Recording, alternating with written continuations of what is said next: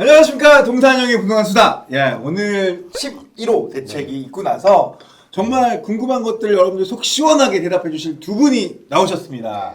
어떻습니까? 오늘 두 분 만나 뵙게 된 저는 왜 이 자리에 있나요? 저는 본인이 오고 싶다고 했잖아요. 사실. 왜냐면 제 조건에 너무나 스타적인 전문가님이 있잖아요. 네. 구경하러 왔습니다. 저는. 네네네. 그렇죠. 저는 그렇지 야전에 있는 사람이다 네네네. 보니까 구경하러 왔습니다. 제가 이제 그러시구나. 저희 채널에서 굉장히 많은 전문가님들이 오셔서 정말 깊이 있는 얘기를 많이 해주시는데 물론 김인만 소장님 포함해서 오늘 또 특별하게 근데 저 살짝 삐졌어요. 왜요? 한문도 교수님이 기억 못하더라고 저. 전에 봤던 거 그렇게 얘기를 많이 했는데 전혀 아까 모르시던데요? 전혀 아니, 오늘 각인됐어요. 오늘 완전 각인됐어요. 뵙고 완전 팬이 됐어요. 너무 유쾌하셔갖고. 와, 제가 오늘 완전 각인했습니다. 와 팬이었는데 기억을 못해.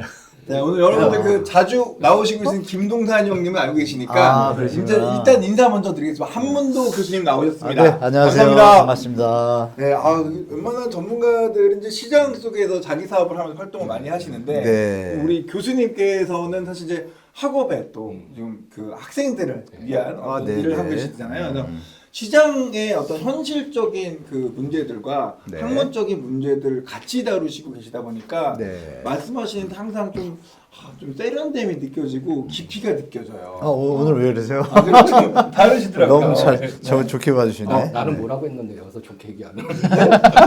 되게 중요한 거예요. 그것도 잡아내라고 그렇게 하는 거구나. 일단 품격 있는 한문도 교수님 오신 거에 대해서 네. 제가 일단 먼저 진정을 담아서 감사합니다. 아유, 인사드리겠습니다. 감사합니다. 좋게 얘기해 네, 주셔서. 감사합니다. 오늘 오시자마자 이제 김만 소장님하고 또 원래 두 분이 또좀 친분이 있는 사이다 보니까 깜짝 놀랐어요. 둘이 여기서 역사를 잡고 싸우는 듯한 저는 느낌을 받았어요. 아 그렇지 않습니다. 살짝 부부 같은 부부 싸움을 하셨고. 부부싸움하는 거. 얼마 전 그 여의도 채널에서 뭐 정말 재밌게 방송하셨다고 어제 김학년 소장님 나왔다 갔거든요. 네. 소장님이 그러신 거예요. 두 분이 너무 재밌게 있다고 하시더라고요. 네. 뭐 이렇게 말꼬리를 많이 잡으셨다고요? 방송의 재미를 위해서 그러셨어요? 반박을 하다 보니까 요즘 조회수가 엄청 잘 나왔어요. 아, 그래요? 김만 소장님 그 라디오스타 나오시고 나서 굉장히 좀 인기도가 높아지시고 그쵸. 그리고 또 이제 김구라 선생님과 함께하는 그 채널 속에서 예. 개그에 대한 어떤 트레이닝이 되셨는지 제 컨셉이 그 김구라 네. 경제연구소에서는 제가 좀 개그캐로 좀. 그러니까요. 오늘 그 저기 교수님 저 품격 있고 조용하시고 차분하신 교수님을 맞이하야 네. 시작부터 확 물어뜯으시는 걸 내가 아까 깜짝 놀랐어요. 뭐 저라도 그렇게 해야 방송이 좀 재밌지 않겠습니까? 그래가지고 저는 요즘엔 김구라보다 더 재밌는 것 같은데요. 오, 그러세요? 저는 한문도 교수님 말씀이 참 재밌습니다. 그래요? 네, 사실 이제 하락론을 말씀하시는 분도 굉장히 많이 그거 있으신데 바꿔주셔야 된다. 하락론이 아니라 정상화론. 정상화론. 정상화론. 근데 그런 말씀하셨을 때도 네.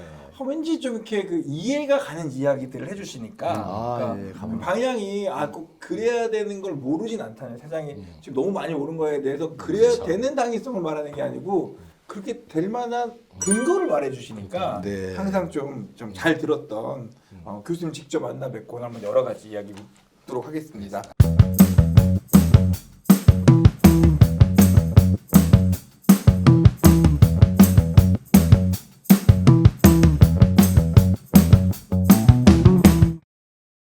그 PD님이 저한테 질문을 몇 개 좀 준비하라고 했는데 우선 네. 대중의 시각 말고 또 전문가 시각 말고 이재명 대통령의 시각에서 이 부동산 얘기해 주셨으면 좋겠어요. 어떤 마음으로 이거를 했었을지. 빙의가 한번 대주시죠. 어차피- 이재명으로 빙의가 한번 대주시면 두 분의 생각이 그거는 제일 교수님이 중요하지 않을까? 잘하실 것 같은데. 나는 잘 모르겠어요. 생각. 정계에 가실 만한 분 나중에 정계 가시면 빙의를 해라. 청문회에서 또 잘리시는 거 아니에요? 아예 통과가 안 될 겁니다. 추천위원회에서 탈락을 할 것 같아요. 그러면 가능성 있는 일단 빙의를. 한번 교수님께서 먼저 빙의를 한번 해볼까요? 제가 한번 말씀드려보면은 네. 제가 만약에 이재명 대통령이다. 그러면 다사다난한 어떤 뭐 역경을 헤쳤잖아요, 그분이. 그러니까 모든 수단을 동원하는 과정에서 민주당 역대 정부가 이 부동산 문제로 곤욕을 치렀잖아요. 그래서 세금으로 집값 부동산을 잡지 않겠다라는 워딩이 되게 세게 나왔잖아요. 근데 그것은 이제 중도를 아우르려는 어떤 의도가 보이잖아요. 근데 그분의 평소의 얘기, 워딩을 우리가 기억나는 것만 적어볼게요. 맛보기란 표현을 썼어요. 첫 칠 때. 그럼 맛보기라면은 그거는 이재명 대통령의 의식이잖아요. 네. 이 정도도 우리 좀 셌다고 느꼈는데 순간적으로. 근데 이게 맛보기다라는 건 뭐예요? 자기가 원하는 방향으로 가는데 수단이 나왔는데 네. 그거를 판단하는 그 대통령의 기준이잖아요. 이게 맛배기면 속생각은 뭘까요? 더 강한 거를 자기는 원하겠죠. 일단 그 워딩은. 그 두 번째 97 대책에 대해서는 9.11 그때 이제 발표를 하잖아요. 기자회견 100일 때. 네. 그때 뭐라 그러냐면 97 대책에 대해서 뭐 칭찬도 비판도 없는데 잘 된 것 같네요. 이렇게 얘기를 해요. 근데 그거를 정확하게 판단하고 싶은데 반응들이 헷갈리는 거죠. 그때만 해도 9월 7일이었으니까 10일이니까 뭐가 없잖아요. 시장 변화가.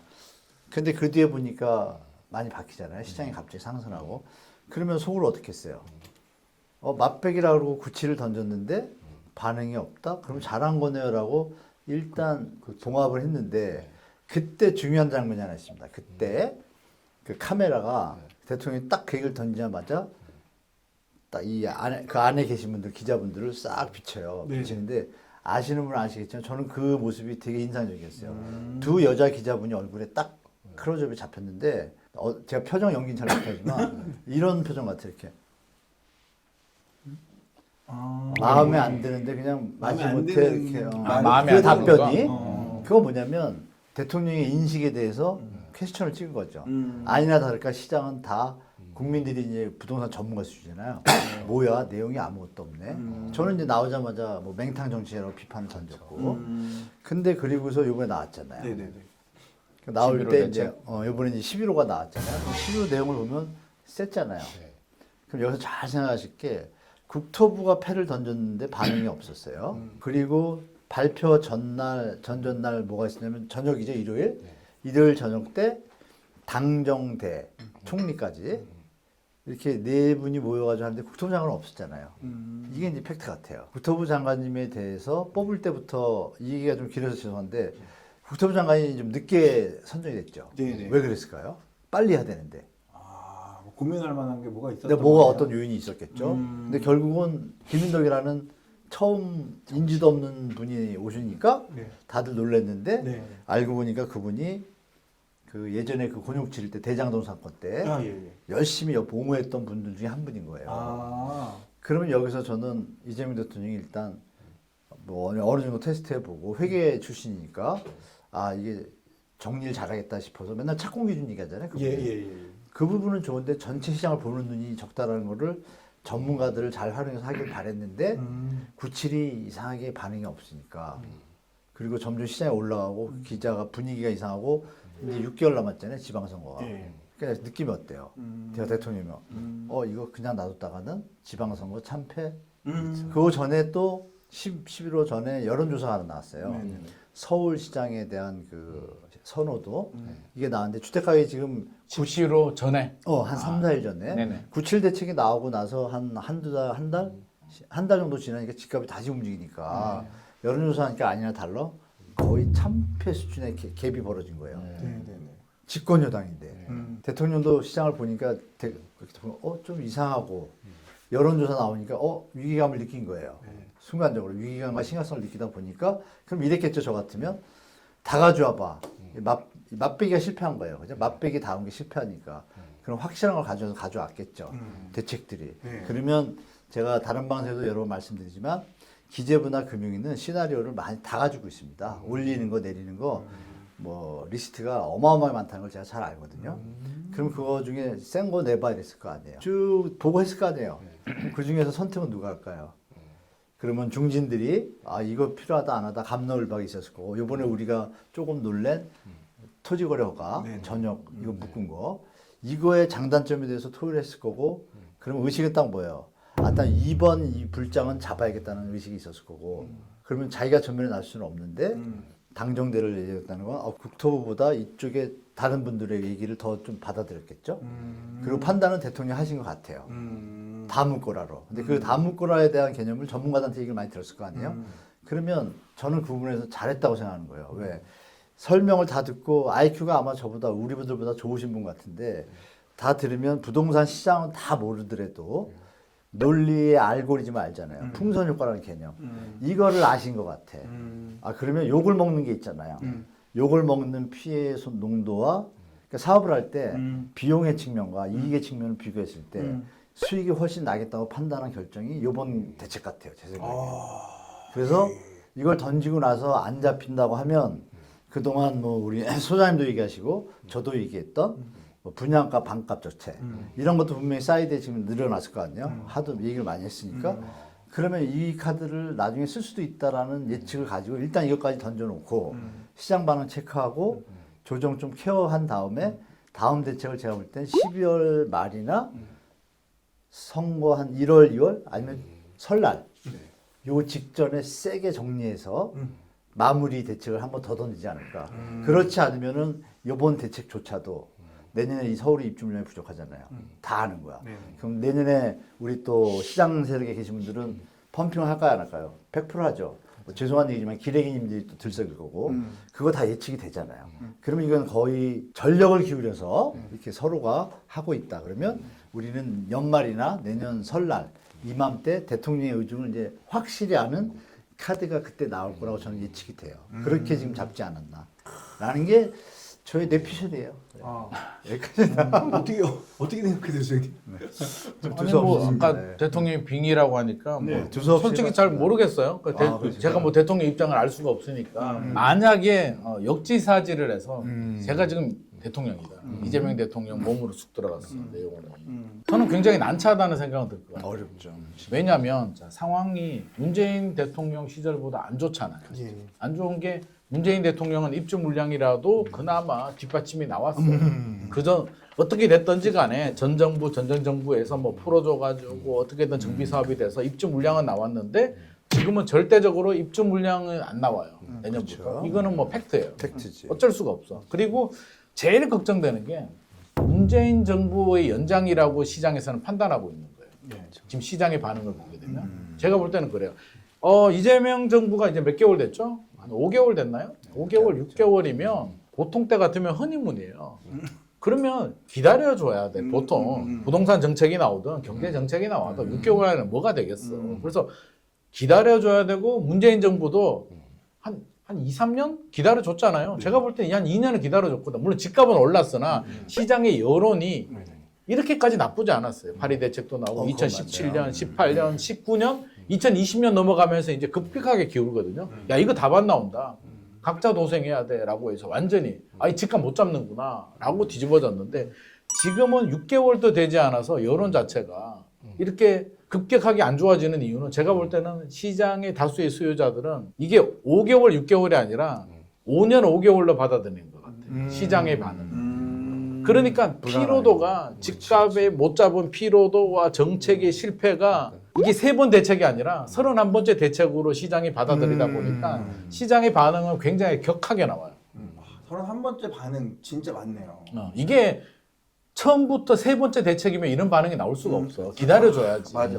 노도강을 묶어도 뭐 그런데 지금 노도강에서도 뭐 강경한 반응이 나오는 이유는 이게 저는 누적이 됐다. 그러면 내가 대통령이라도 그걸 모를까? 이 반응을 모니터링 할 거잖아요. 지금 노도강 쪽에 가보면 반응이 막 분노와 좌절이 막 넘쳐 흘러요. 진짜. 근데 너무 과대 그렇게 하시면 아니에요. 네, 말씀하세요. 실제로. 좀 이따 말씀드릴게요. 왜냐하면 그분들 입장에서 한번 생각을 해보게 되면 노도강에 이제 집 가진 사람들, 집을 사려는 분들 입장에서는 원래 그 지역이 상대적인 박탈감이 좀 있어요. 항상 강남 한강벨트 위주로 먼저 올라가고 우리는 서울의 외곽 지역, 약간 소외받은 그 느낌이 있거든요. 네. 그 지역들은. 그 뉴스에서도 그러잖아. 서울 외곽 지역 그러면 항상 노도강 그래. 금광구 노도강 항상 제일 먼저 나오는데 안 그래도 속상한 부분이 있고 집값도 저렴하고 실수요자들도 9월에 좀 사기 시작했는데 전격적으로 규제를 묶어요. 네.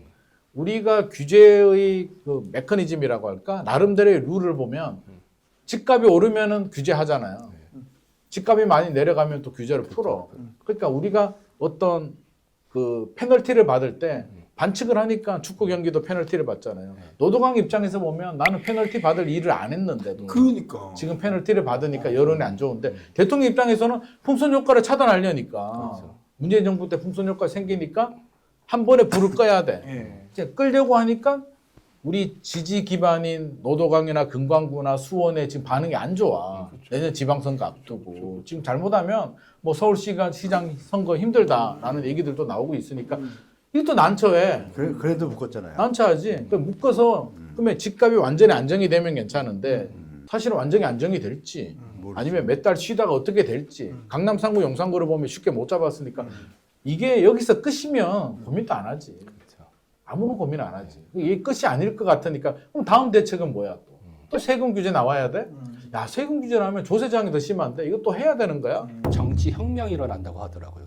그러니까 이게 내가 대통령이면 야 이거는 선거도 고민이고 규제는 하긴 해야 되고 집값은 잡아야 될 것 같은데 또 다른 반응 자체가 기다려주지 않으니까 어떻게 국민을 설득을 해야 될까에 대한 고민 중이다.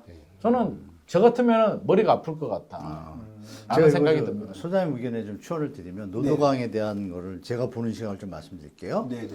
자, 지금 말씀 중에 이제 이번 대책에 대해서 비판 기사가 많잖아요. 예. 근데 제가 객관적으로 저도 5대 오래 했잖아요. 예, 예. 그러면 누구나 부동산 집값이 대한민국 경제를 좀 먹고 있다는 거 다 인지했잖아요. 예. 공감대가 형성됐죠. 네, 그건 맞습니다. 근데 누구나 자기가 갭투기 할 것처럼 다들 이 프레임을 잡고 있죠. 언론들이.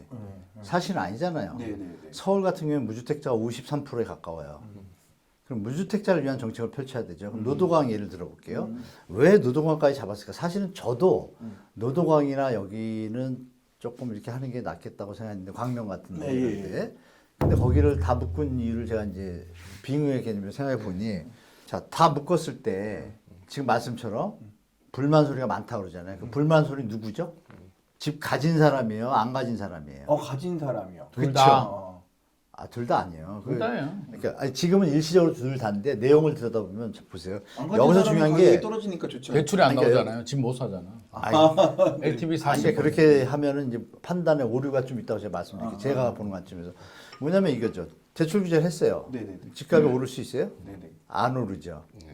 계속 가면 네네. 안 오르면 유주택자들은 그냥 살고 있으면 돼. 맞죠? 네네네. 살다가 딴 데도 다 내리면 우리도 내리는 게 아니라 다 같이 내릴 거 아니에요. 네. 내리면 돈 모아서 이게 이제 차관이 했던 얘기랑 연결되는 거예요. 네. 우리가 그동안 부동산 경제나 기본 경제에서 배웠던 기본 틀이에요. 돈 모아서 가야 되는데 이 정치권이나 금융권들이 돈의 가치를 떨어뜨리니까 이런 문제가 생긴 거잖아요. 네. 그러면 그 얘기를 하는데 노도강이 묶었어. 불만이 있어. 파시려는 분들이 제일 불만이 많겠죠. 네. 어떤 분들? 갭 투자한 분들. 네네네. 근데 이분들 얘기만 클로즈업 된 거죠, 지금. 자, 무주택자들은 뭐예요? 무주택자들은 이 논리에 의하면 자, 이대로 계속 5년, 10년 간다고 칠게요. 집값이 함부로 올라요? 아닙니다. 소득이 올라요. 그럼 그때 가서 집을 사면 나는 그동안 돈을 벌 거고 집값이 그대로 있으면 집값은 내려오는 효과가 있잖아요. 정책의 일관성이 없기 때문에 이거를 설명을 잘해야 되는데 이번 정부뿐이 아니라 예전 정부들의 공통점이 뭐냐. 자, 지금 제가 드린 말씀을 약간 동의를 하실 거예요. 그래, 그 논리로 그대로 가면 이 상태에서 가격이 균형하게 잡을 거 아니에요. 갭 투자하는 사람만 거품 무는 거예요, 지금. 그 얘기가 클로즈업 된 거로 봐요, 저는. 예. 그럼 여기서 이 내용이 계속 갈 때 다른 지역으로 풍선 효과를 다 막은 효과는 분명히 있잖아요. 네. 그러면 이 주민들이 정부에서 발표를 할 때 그냥 톡 발표하고 끝나는 게 아니라 저처럼 설명. 우리 노도강 주민들한테 시장 상황이 이름에도 불구하고 묶었던 어떤 연유가 있습니다. 그렇죠? 그리고 저처럼 설명을 네네. 국민 입장에서 네네네. 우리 저 갭 투자한 분들은 조금 어려울 수 있으나 유주택자든 거기에 거주하시는 분이든 이렇게 유지가 되면 주택 가격이 안정되면 다른 활동이 늘어난다. 경제에 도움이 됩니다. 조금만 참아 주십시오. 이렇게 협조 네네. 뭐 이런 표현을 하는데 원래 부동산 정책을 발표할 때 기본이 있어요. 대국민 감정 공감대 서비스를 가지고 표현의 방법에서 단어를 국민들의 입장을 헤아릴 수 있는 단어들을 정제해서 놓고 이래야 되는데 우리 대한민국이 언젠가부터 이 정책 발표 갑질이 시작됩니다. 뭐냐면 그냥 던져. 던지고 뒤에 와서 시장 반응 보고 그때서 수속 대책 마치기 바빠요. 이걸 보니까 국민들 입장에서 이 정부가 마음에 안 드는 거예요. 그런데 제가 지금 드린 말씀처럼 지금도 안 늦었어요. 이런 과감한 대책을 던진 저변에는 그런 뜻이 있다고 가정을 한다라면 그래서 결정을 했다라고 가정을 할게요. 그럼 설명을 잘해야죠. 충분한. 최근에 설명하러 갔다가 뱅통 역효과 났잖아요. 네? 차관 그걸 설명회로 그러니까 갔다가 준비 없이 의식 없이 신념 없이 하니까 그런 거예요. 신념을 가지고 자기의 관점이 아니라 공무원이라면 자기 자식을 위해서 일해요? 아니잖아요. 국민들이 월급을 주니까 그 관점에서 저자초도 그런데 그분들은 더 그래야 되잖아요. 근데 그런 신념이 좀 안 비춰봐요. 보여요, 제가 볼 때. 그럼 여기서 조금만 예를 용돈 줄 때 우리가 아빠 제가 열심히 했어요. 뭐 대리를 하든 뭐 사업을 하든 벌었어. 돈을 줄 때 잘 벌었음에도 불구하고 자식한테 아들아 미안하다, 딸아 미안하다. 내가 열심히 했는데 용돈이 이거밖에 안 되는데 조금 이해해 주렴. 이렇게 했을 때 얼마를 주든 자식은 다 이해합니다. 그런데 돈 많이 버는 아버지가 적게 벌든 많이 벌든 상관없어요. 돈을 주는데 야 똑바로 써 한번 이러면 기분 더럽게 나쁩니다. 용돈 액수는 똑같죠. 그죠?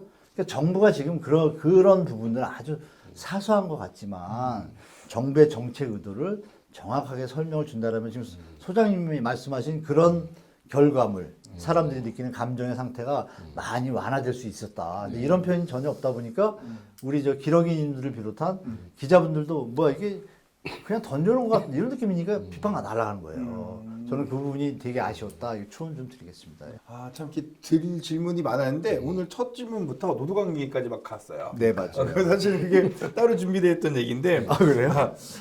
그게 하나 저도 이제 질문 있습니다. 어떤 질문이냐면 예. 그 노두강 사실 그 말씀하시는 거 다 정말 그 사람들 입장에서 또 그 뭐야 갭 투자자들 입장에서 그 사람들 마음을 대변해서 말씀해 주시니까 이해가 가는데 네. 근데 제가 노두강의 집주인이면 사실 갖고 있으면 된다는 말이 너무나 맞는 말씀이시긴 한데 네네네. 지금 떨어진다고 해도 사실은 다른 데 다 올랐을 때 이제 막 오를만 한데 안 올랐거든요. 근데 어차피 안 팔 사람은 관계 없다는 얘기시잖아요. 내 네. 집이니까. 그걸 계산해 봐야죠. 아, 근데 이제 비중이.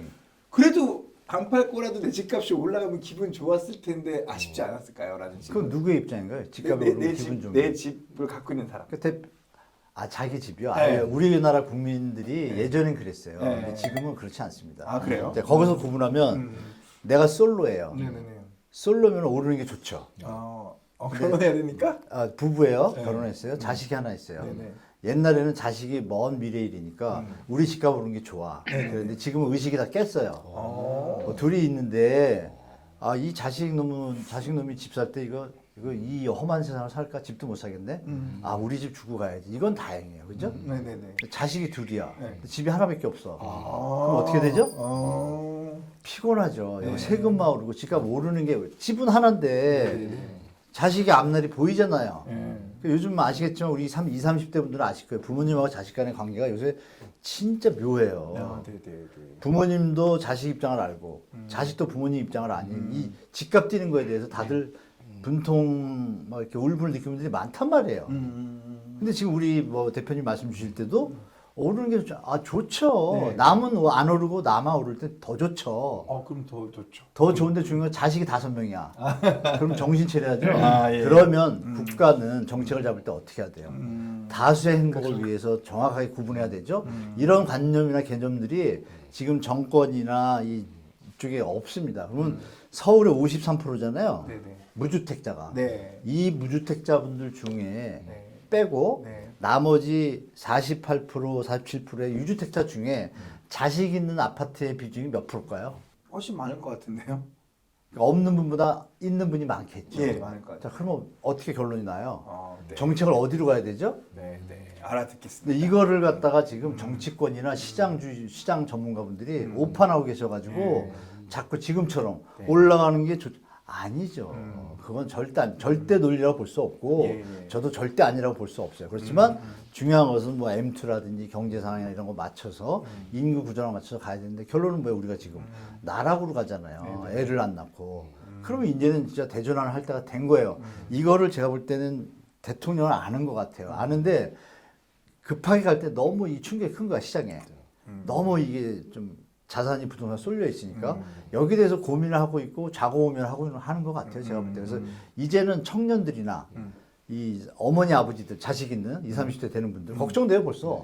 이분들이 소리를 내야 돼요.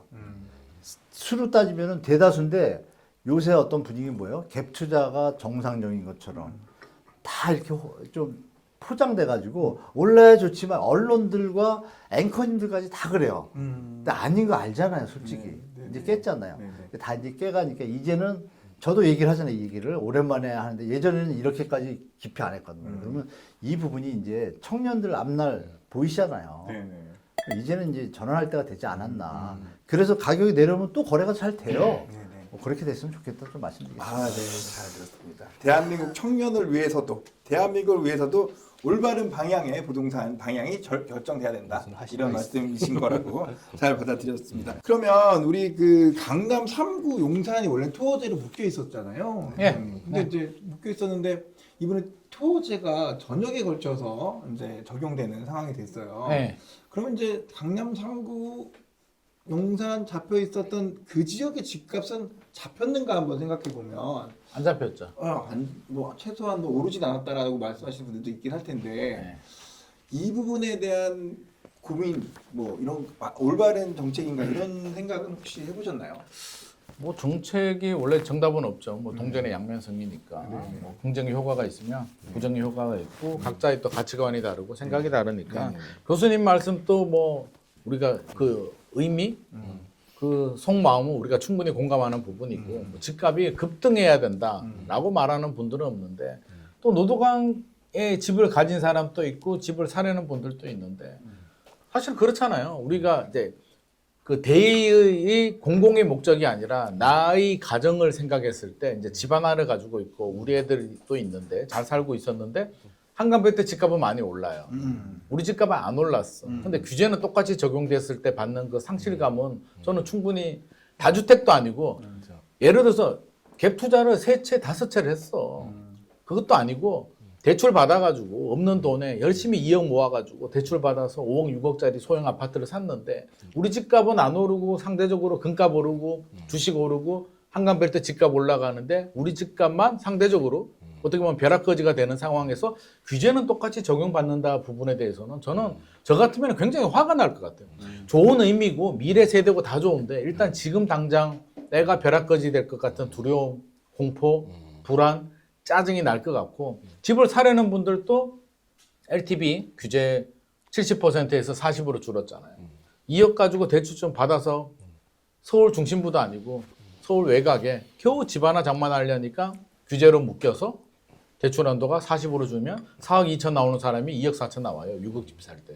이런 부분에 대한 고찰은 저는 좀 충분히 헤아려 줘야 된다라고 생각하는 부분이고요. 자, 강남 쪽에 보게 되면 사실 우리가 취지는 한강벨트가 집값이 올랐잖아요. 예. 한강벨트와 경부벨트, 네네. 뭐 판교, 분당, 과천 여기가 이제 어떻게 보면 주범이라면 주범인데 강남 3구, 용산구 같은 경우는 대표님 말씀하신 것처럼 2017년 파리 대책 때 규제 지역 지정하고 8년째 규제고. 17년. 근데 강남 집값이 떨어졌냐 그러면 8년 동안 안 떨어졌잖아요. 네. 오히려 굉장히 많은 큰 상승을 했고 토지를 묶어도 상승을 했는데 이제 서울 전체를 지정해요. 일단 경기도 빼고 강남 쪽에서는 어떤 반응이 나오냐면 오히려 우리가 잘 된 것 아닌가. 왜? 그래요? 우리만 페널티를 받고 있었잖아요. 강남 3구, 용산구는 토지니까 전세 끼고 사야 되고 투기 과열 지금가 대출도 안 나오고 하는데 이제 서울 전역이 묶이다 보니 똑같이 발목이 다 묶였어요. 그럼 상대적으로 강남은 우리는 원래 묶였는데 다 묶이면 상대적으로 누가 유리해요? 강남이 유리하네요. 그럼 예를 들어서 제가 예를 들어 볼게요. 뭐 이게 아니, 많은 뭐, 사례는 근데 아닌데 뭐가 유리해요? 유리하다고 상대적으로 생각하시는 내가 예를 뭐가 들어 유리해요? 얘만 이렇게 뭐 무거운 걸 차고 다니다가 남들도 무거운 걸 탄다 이런 뜻이. 똑같이 무거운 걸 차는 거죠. 페널티를 받다가 이제 같이 페널티를 받는 거예요. 유리한 건 아니잖아요. 자, 제가 예를 들어 볼게요. 예를 들어서 지방에 현금 부자가 있어요. 지방 소멸이 걱정돼서 서울에 집 하나 살려고 해. 뭐 현금이 한 100억 정도 있어. 건물 팔아가지고. 강남에 집 살려고 했는데 3월에 토지 거래가고 묶여요. 내가 2월에 살려고 하다가 타이밍 놓쳤어. 내 친구는 샀는데 못 사. 보니까 마포, 성동이 강남 다음으로 좋은 데래. 마포, 성동, 뭐 광진구 뭐 이때 뭐 판교도 있고 분당도 있고 여기 전세 끼고 살까 말까 하다가 타이밍 또 놓쳤어. 이제 다 묶였어. 이제는 사야겠어. 그냥 그래도 부산 집 보니까 아무래도 부산 집은 나는 있어. 돈은 있는데 내 애를 위해서 서울에 하나 사둬야겠어. 이제 지금 같은 상황에서 성동 마포를 살까 강남 송파를 살까 생각하면 저 같으면 송파 살 것 같고 둘 다 못 사잖아요. 지금은 지방에서. 입주해야 하면 되죠. 그러니까 이제 결심했다니까. 그런 사람 내가 봤어요. 이사하는 사람들 이사를 아예 할 때 이제 선택을 한다. 이사하려고 마음 강남은 먹었는데 한다. 이왕 맞아. 이렇게 된 거 이제는 뭐 송파구든 서초구든 강남구 들어가요. 상관이 없어요. 굳이 성동 마포에 갈 이유가 없어요. 대책 지정 전만 하더라도 성동 마포에 전세 끼고 사는 사람들 제법 있었거든요. 됐어요. 왜 강남에 살 수가 이해됐어요. 없으니까. 근데 지금 똑같은 상황이라면 그러니까 상대적으로 보게 되면 저는 강남은 불리해진 건 없다. 오히려 강남은 더 유리해졌다. 상대적으로. 왜? 나 혼자만 두들겨 맞다가 이제 같이 두들겨 맞으면 웰컴. 그렇지. 어떻게 보면 성동 갈 사람은 차라리 강남에 올 수가 있으니까. 과장해서 말하자면 규제 클럽에 들어온 거 환영해. 지나다 보면 뭐 익숙해질 수 근데 그 있어라는 숫자는 반응이 나올 많지는 수도 있죠. 않잖아요. 많지는 않잖아요. 그러니까 실거주하는 사람 자금력이 되시는 그분들은 입장이라면 맞아요. 강남은 그러니까 좋아졌다가 아니라 상대적으로 이해됐어요. 유리하죠. 상대적으로는 그런 유리해졌다는 면에서. 맞아요, 점이 맞아요. 있어요. 그리고 마포 성동 같은 경우는 뭐 그래 올랐으니까 맞아야지 그렇죠. 뭐 라는 구매자 마음의 입장에서 준비, 강남을 선택한다. 이렇게. 예, 마음의 준비는 하고 있을 거예요. 그래서 제가 볼 때는 분당이나 판교나 과천이나 성동 마포는 충격이 크지 않아. 이미 마음의 준비를 했어요. 언젠가는 지정이 되겠지라고 생각을 안 하는 게 이상하잖아요. 그렇죠. 근데 이제 토지 거래 가격이 좀 빨리 지정되긴 했는데 그것도 마음의 준비는 어느 정도 했을 것 같고 했었죠, 예. 그러니까 거래량이 떨어지는 건 맞는데 앞서서 말한 것처럼 준비가 안 된 지역들은 좀 당황스러운 부분이 있을 것 같다. 최근에 트렌드가 집 하나잖아요. 거의 두 채 있는 사람도 팔고 이제 한 채로 가는 집 하나 가졌는데 저는 대통령을 만약에 제가 대통령님을 만나면 한번 묻고 싶어요, 진짜. 뭘 묻고 싶냐면 집 하나 가진 게 그게 비싼 집이든 저렴한 집이든 대한민국에서 집 하나 가지는 게 과연 그게 어떤 규제의 대상인가? 부동산 정책이라는 게 뭐 그렇잖아요. 전세 살고 싶은 사람은 편하게 전세 살 수 있게 해줘야 되고 내 집 마련할 수 있는 사람은 내 집 마련 하나 할 수 있게 해줘야 되는데 지금 정책을 보게 되면 내 집 마련도 굉장히 힘들어졌거든요. 대출도 안 나오고 자기 자본으로 돈 모아서 사면 좋지. 그러니까 교수님 말씀 제가 이해해요. 집값이 안정되면 그때 사라고 하는데 또 시장의 반응들은 지금까지 10년을 기다려서 못 샀는데 그럼 또 10년 기다려서 떨어지는 구간에 언제 내가 기다렸다가 사는 거야. 대출 받아서 집 하나 겨우 나 이사 다니는 거 너무 힘들어. 하나 살려고 하는데 지금 규제가 나오니까 이런 1주택자를 규제하는 게 저는 맞냐에 대한 화두를 좀 던지고 싶은 거죠. 다주택자들 규제하는 거 이해. 근데 1주택에서 규제한다고 할 수 없는 게 그 처분 6개월 안에 처분하고 이사 가는 거는 허용을 했잖아요. 규제하는 게 아니잖아요.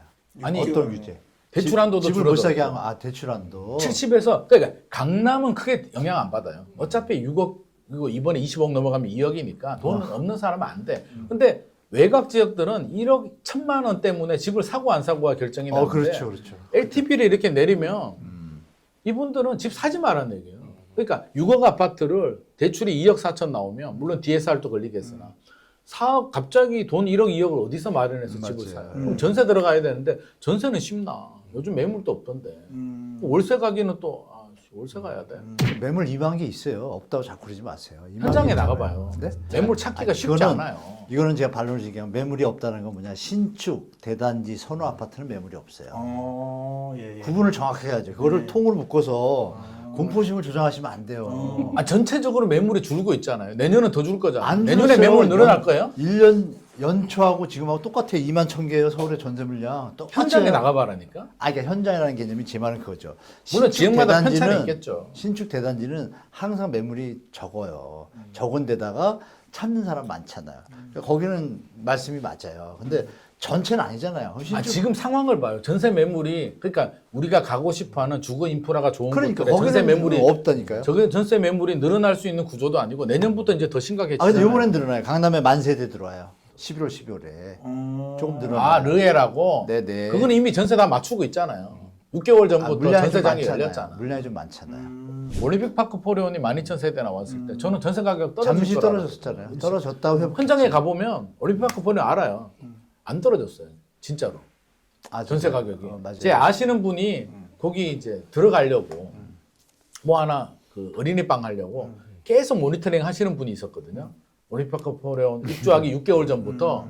그래서 제가 기다려봐라고 했어요. 야, 입주 물량 나오면 전세 월세 떨어지니까 기다리면 저렴하게 할 수 있어 그랬는데 안 떨어져. 그러니까 결과적으로 계속 오르는 가격에 했어요. 그러니까 왜 안 떨어졌냐고 보니까 일단 요즘 실거주 요건이 들어가니까 집주인들이 좋은 아파트는 다 실거주를 하게 되고 또 새 아파트를 잘 짓다 보니까 사전 점검 왔다가 그냥 내 우리 들어와 살자. 살자. 내 외곽에 있는 구축 아파트 전세 주자고 해서 신축의 교수님 말씀처럼 좋은 입지의 곳들은 전세가 진짜 희귀한. 아무튼 그런 상황입니다. 우선 저 이제 다음엔 제 질문인데 예, 예. 대통령 입장에서는 트럼프하고도 싸워야 돼.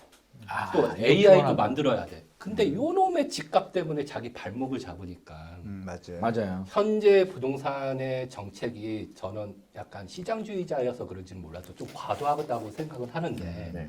그거는 맞아요. 동의하시나요? 맞죠. 시장에 조금 역행한 과도한다고 시장 생각하는데 입장에서 보자면 그럴 수 있죠. 그래도 대통령 입장에서는 어쩔 수 없다는 거지. 뭐 주택시장 안정시켜야 되니까. 네, 하니까. 네, 맞아요. 그러면 이 정책으로 인해서 정량적으로 숫자적으로 국민들 입장에서는 긍정적일까요? 부정적일까요? 와, 이거 천차만별일 것 같은데. 반반 예를 들어서 저부터 말씀드리면 맞습니다. 무주택자들 내 집 마련 못했어. 이런 분들은 그래도 그래도 이렇게 해서 좀 집값이 안정됐어요. 떨어져야지. 혹시 통쾌하다고 생각도 안 될까요? 통쾌하다고 생각할 수도 있고. 근데 무주택자들 중에서도 집을 사려고 계획했던 또 분들은 열받지. 이게 뚝 떨어지면 괜찮은데 이게 잘못하면 떨어지지도 않고 대출도 안 나오고 하면 또 작전 차질. 그럼 내 전세 들어가야 되는데 또 내가 원하는 집은 전세 매물도 안 나오는 것 같고 또 불안한 게 뭐냐면 지금 발의됐나요? 3+3+3? 발언했는데 임대차? 그건 근데 그것도 저도 반대합니다 개인적으로. 저도 반대하는데 저 월세 삽니다. 네. 그게 파급 효과가 뭐냐면 뉴스에 나와 그거 버렸잖아요. 안 될 거예요. 안 돼요. 저도 그것까지 하면 큰일 난다고 생각하는데 그게 처음부터 저는 안 나왔어야 된다고 생각하는데 그게 뉴스 나오는 순간 맞아요, 어제도 맞아요. 제가 전화 받았는데 상계동에 전세를 주시는 분이에요. 10년 전에 샀어. 놀라셨구나. 소형 아파트를. 뭐 투자라면 투자지만 10년 동안 전세금 5%도 안 올렸어. 계속 세입자한테 그거 올려서 뭐해? 그거 나 어차피 빚이잖아. 그래서 나는 안 올려 해서 그 지역에서 제일 저렴해요. 그래서 앞으로도 올릴 계획도 없어. 나는 팔 계획도 별로 없어. 그냥 하나 사두고 언젠가는 뭐 우리 애 줘도 되고 안 줘도 되고 뭐 일단 내버려도 몰라. 바빠. 이런 분인데 어제 전화 와서 9년 동안 묶일 수 있대요. 그 얘기 물어보죠. 그러면서 전세 만기가 이제 곧 다가오는데 팔아야 돼요? 아니면 월세를 줘야 돼요? 전세를 주면은 9년 동안 묶인대요. 듣기만 해도 끔찍한 얘기 같은데. 그러니까 나는 100% 동감하는데. 그렇게 불안해요. 그러니까 그래서 제가 그랬지. 월세를 줘도 9년은 적용될 것 같다. 만약에 된다면. 그래요? 그럼 우리는 어떻게 해야 돼요? 지금 팔아요? 세입자 9년은 너무 부담스러워요. 나 지금 10년 동안 또 안 올렸는데 그럼 9년 동안 물론 안 올릴 생각이지만 내가 안 올리는 거와 자극을 시켜. 강제로 구억이 되는 그러니까 이미 자극을 받고 있어요 시장이. 그러니까 시장이라는 거는 자극을 받으면 반응을 하거든요. 그러니까 이런 반응이 오더라는 거예요. 그러니까 나는 하려면 충분히 논의해서 하려면은 제대로 하든지 아니면 말도 꺼내지 말았어야 되는데 그러니까. 이게 말을 꺼내버리니까 안 그래도 시장은 지금 불안하잖아. 여러 가지가. 솔직히 무주택자들이 최근에 만나보면 막 불안한 이유가 저는 충분히 이해돼요. 나는 열심히 돈 모았어. 20년 동안 5억을 모았어. 전세 살면서. 5억 모으기 쉽나요? 20년 동안. 일반인들이. 굉장히 어렵잖아요. 돈 모아서 나름대로 내가 잘 살았어라고 생각했는데 최근 1년을 보니까 금값은 2배 오르네? 주식도 삼성전자가 2배 올랐대. 내 친구 주식한 친구 돈 벌었다고 자랑. 소장님 질문만 답해요. 지금 저 질문하신 그러니까 이런 게 박탈감을 느낀다. 계속 하시면 안 되고 질문이 뭐냐면 제가 들으니까 이 대책에 대해서 받아들이는 받아들이는 그러니까 일부 시민들이 무주택자들은 환영을 하나 국민이 다수의 받아들이는. 분들은 더 불안감을 느끼고 있다. 다수의 분들은 지금 반반인 것 같아요. 그러니까 저는 왜 반반이냐면 그런데 소장님 말한 쪽으로 넘어가기 직전이에요. 대책이 나왔는데 열심히 하려고 애를 쓰는 것 같은데 지금 불안한 거예요. 불안하지. 불안한데 그 내란을 일으킨 저쪽은 또 아닌 거예요. 또 그러니까 국민들만 지금 피곤한 거예요. 믿을 데가 없어.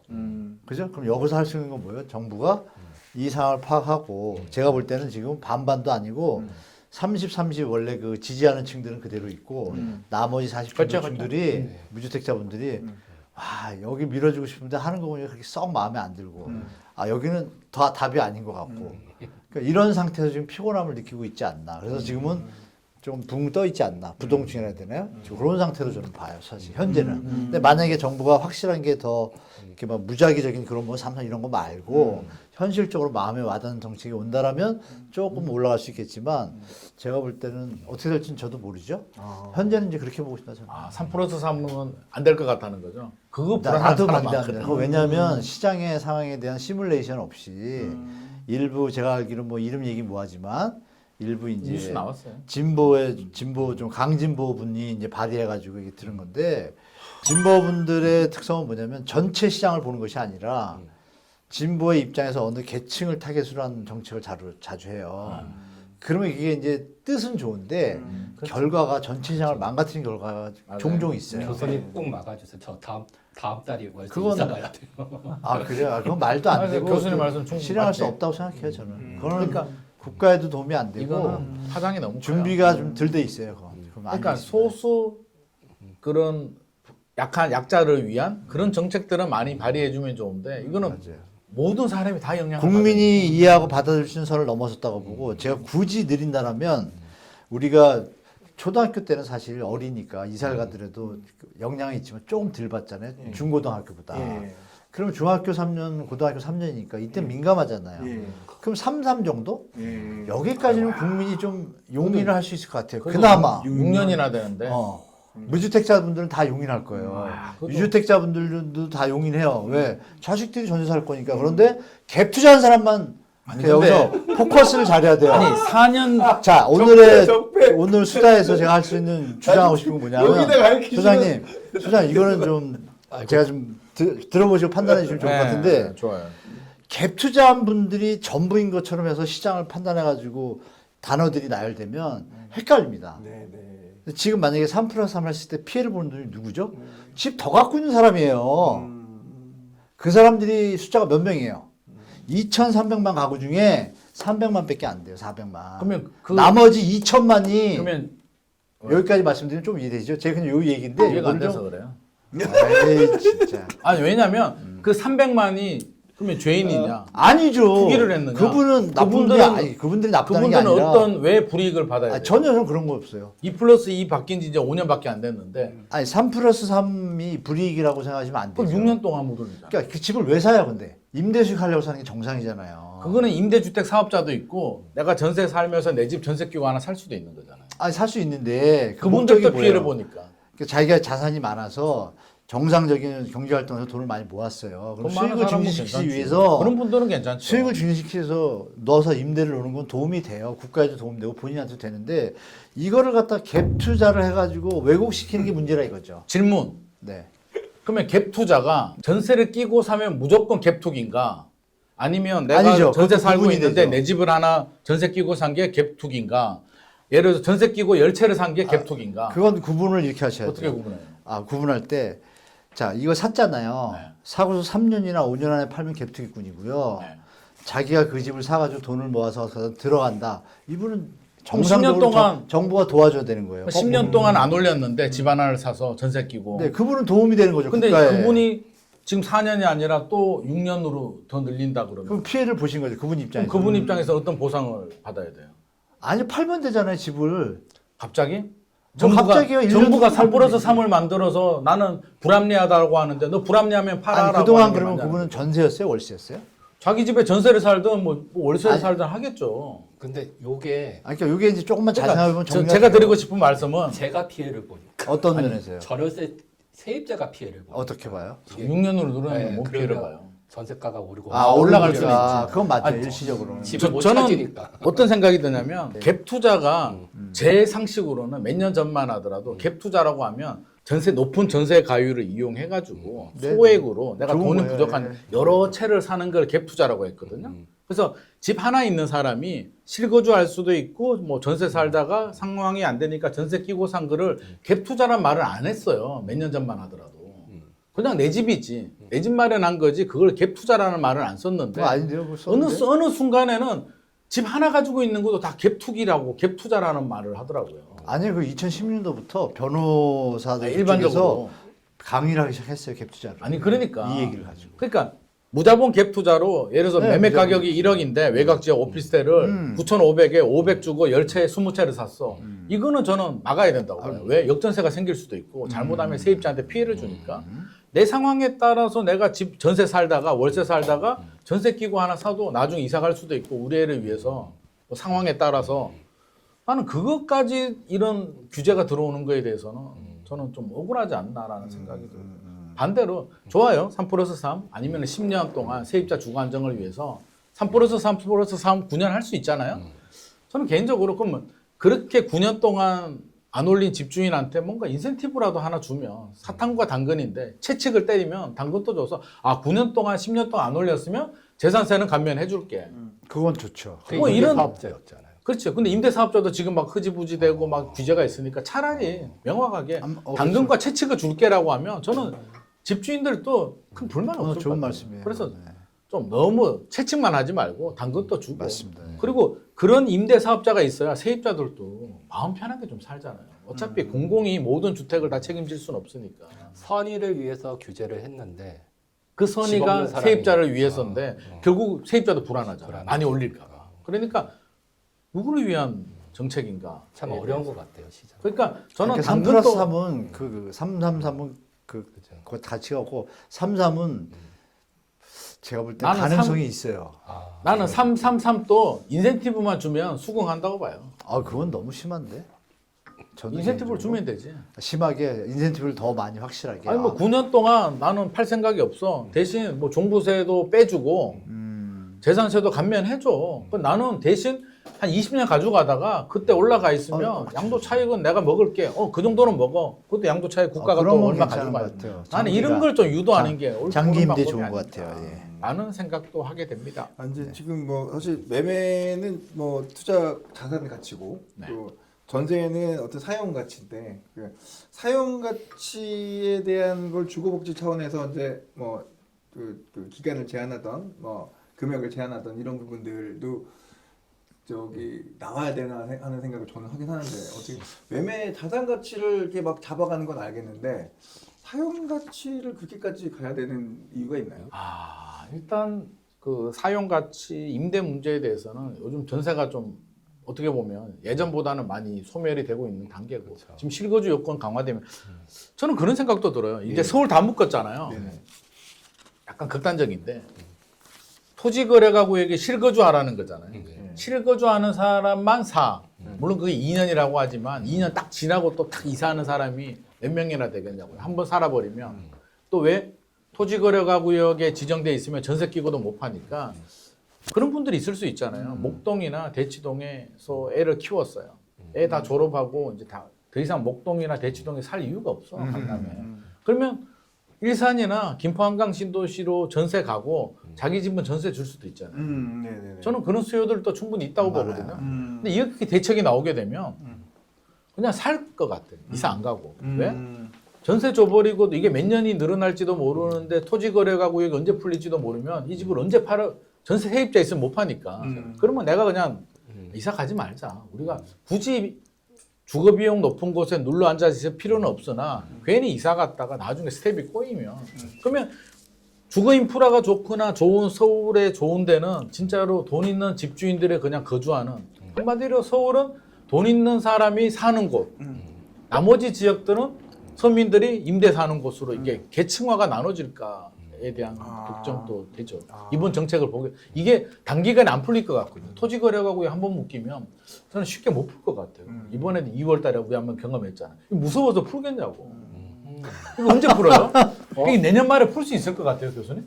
저는 시장 상황 봐서 풀 수도 있다고. 그러니까 집값이 떨어지는 경우 아니면 난 못 풀 것 같아요. 그렇죠. 그러지 않으면 못 풀죠 지금. 2022년 하반기도 그 원희룡 장관도 못 풀었잖아. 맞아요. 사실 그때 풀었어야 되는데.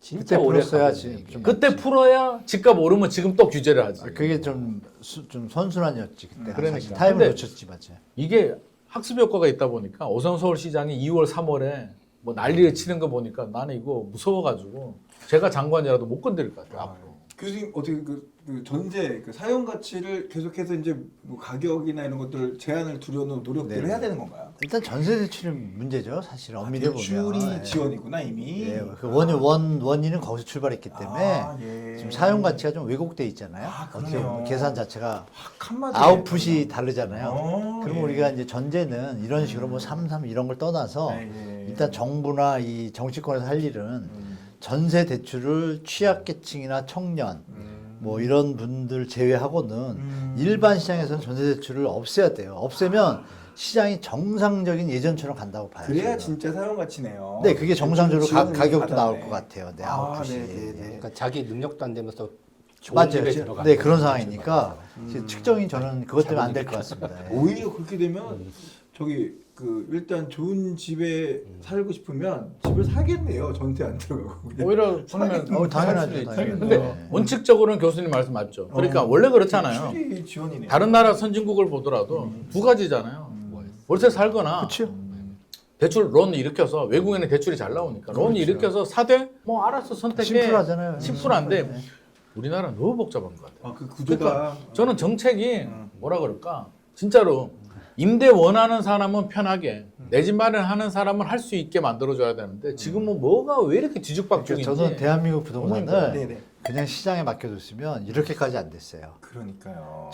정책한다는 사람이. 땡땡들이 쓸데없이 껴가지고 판을 이렇게 왜곡시켜 놓은 거예요. 제가 볼 때. 만약에 싹 빠졌다고 하면 우리 옛날에 전세할 때 주인하고 사이좋게 하고 타협하고 옛날엔 사이 좋았어요. 사이가 좋았는데 지금은 다 이거요. 뭐 네.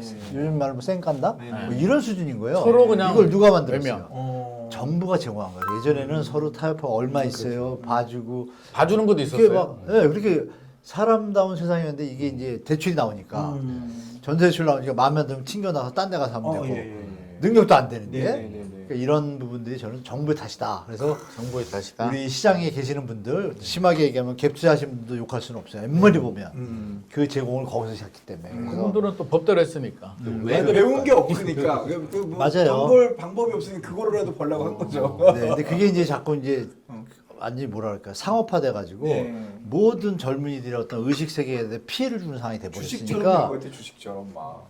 부동산 사고 파는 게. 주식보다 더하죠. 부동산은 진짜 정책이 너무 많아. 네.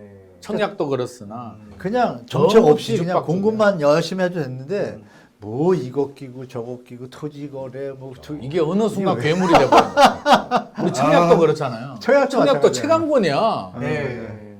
제가 전에 방송 가서 그 메이크업 하시는 분한테 청약을 하냐라고 질문해 보는데 예. 그분이 뭐라고? 그분 대답이 약간 신선한 충격인데 안 해요 그래. 왜 안 하냐니까 너무 어렵고 몰라서 나 공부도 못 하겠고 청약은 공부를 해야 돼요라고 하더라고. 안 여기서 될 더 거, 중요한 안 거 되는- 국토부에서요. 네네네. 그래서 부동산원에서 예. 뭘 잘났다고 그 책 나왔죠. 청약집을 만들었습니다. 국민 여러분 이 땡땡 하고 있어요. 그 책이 이렇게 무슨 두꺼워요. 짓이에요? 왜 국민들이 그걸 공부를 해야 돼요?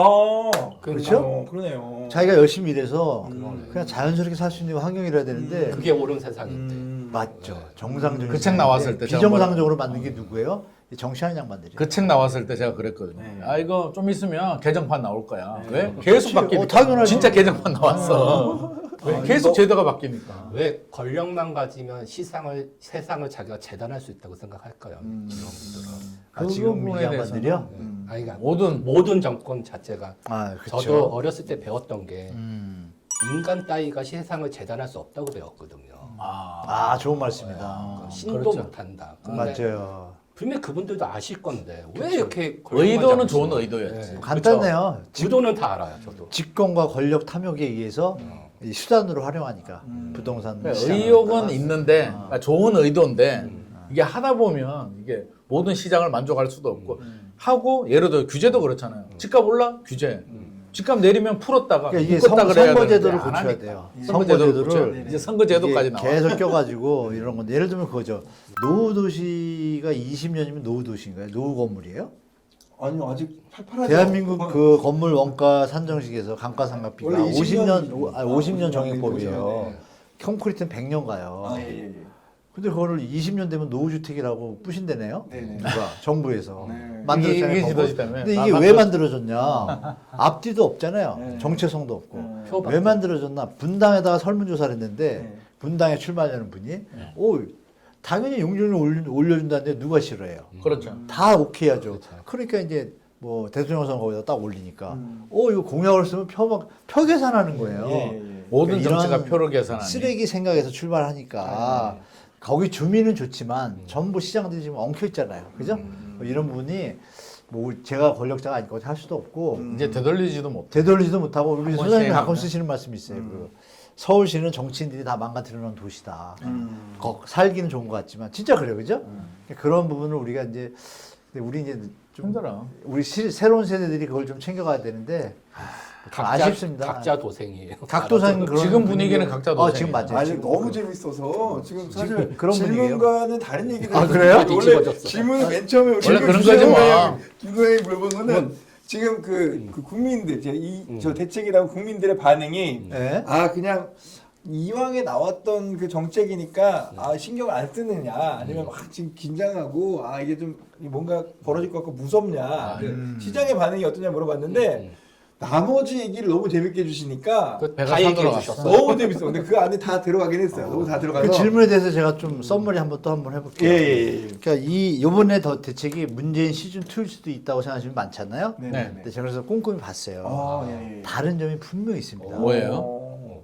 문재인 때도 토지거래하고 서울 다 묶었어요. 예. 처음에 투기과열지구는 묶었지. 토지거래가 구역은 언제 나왔어요?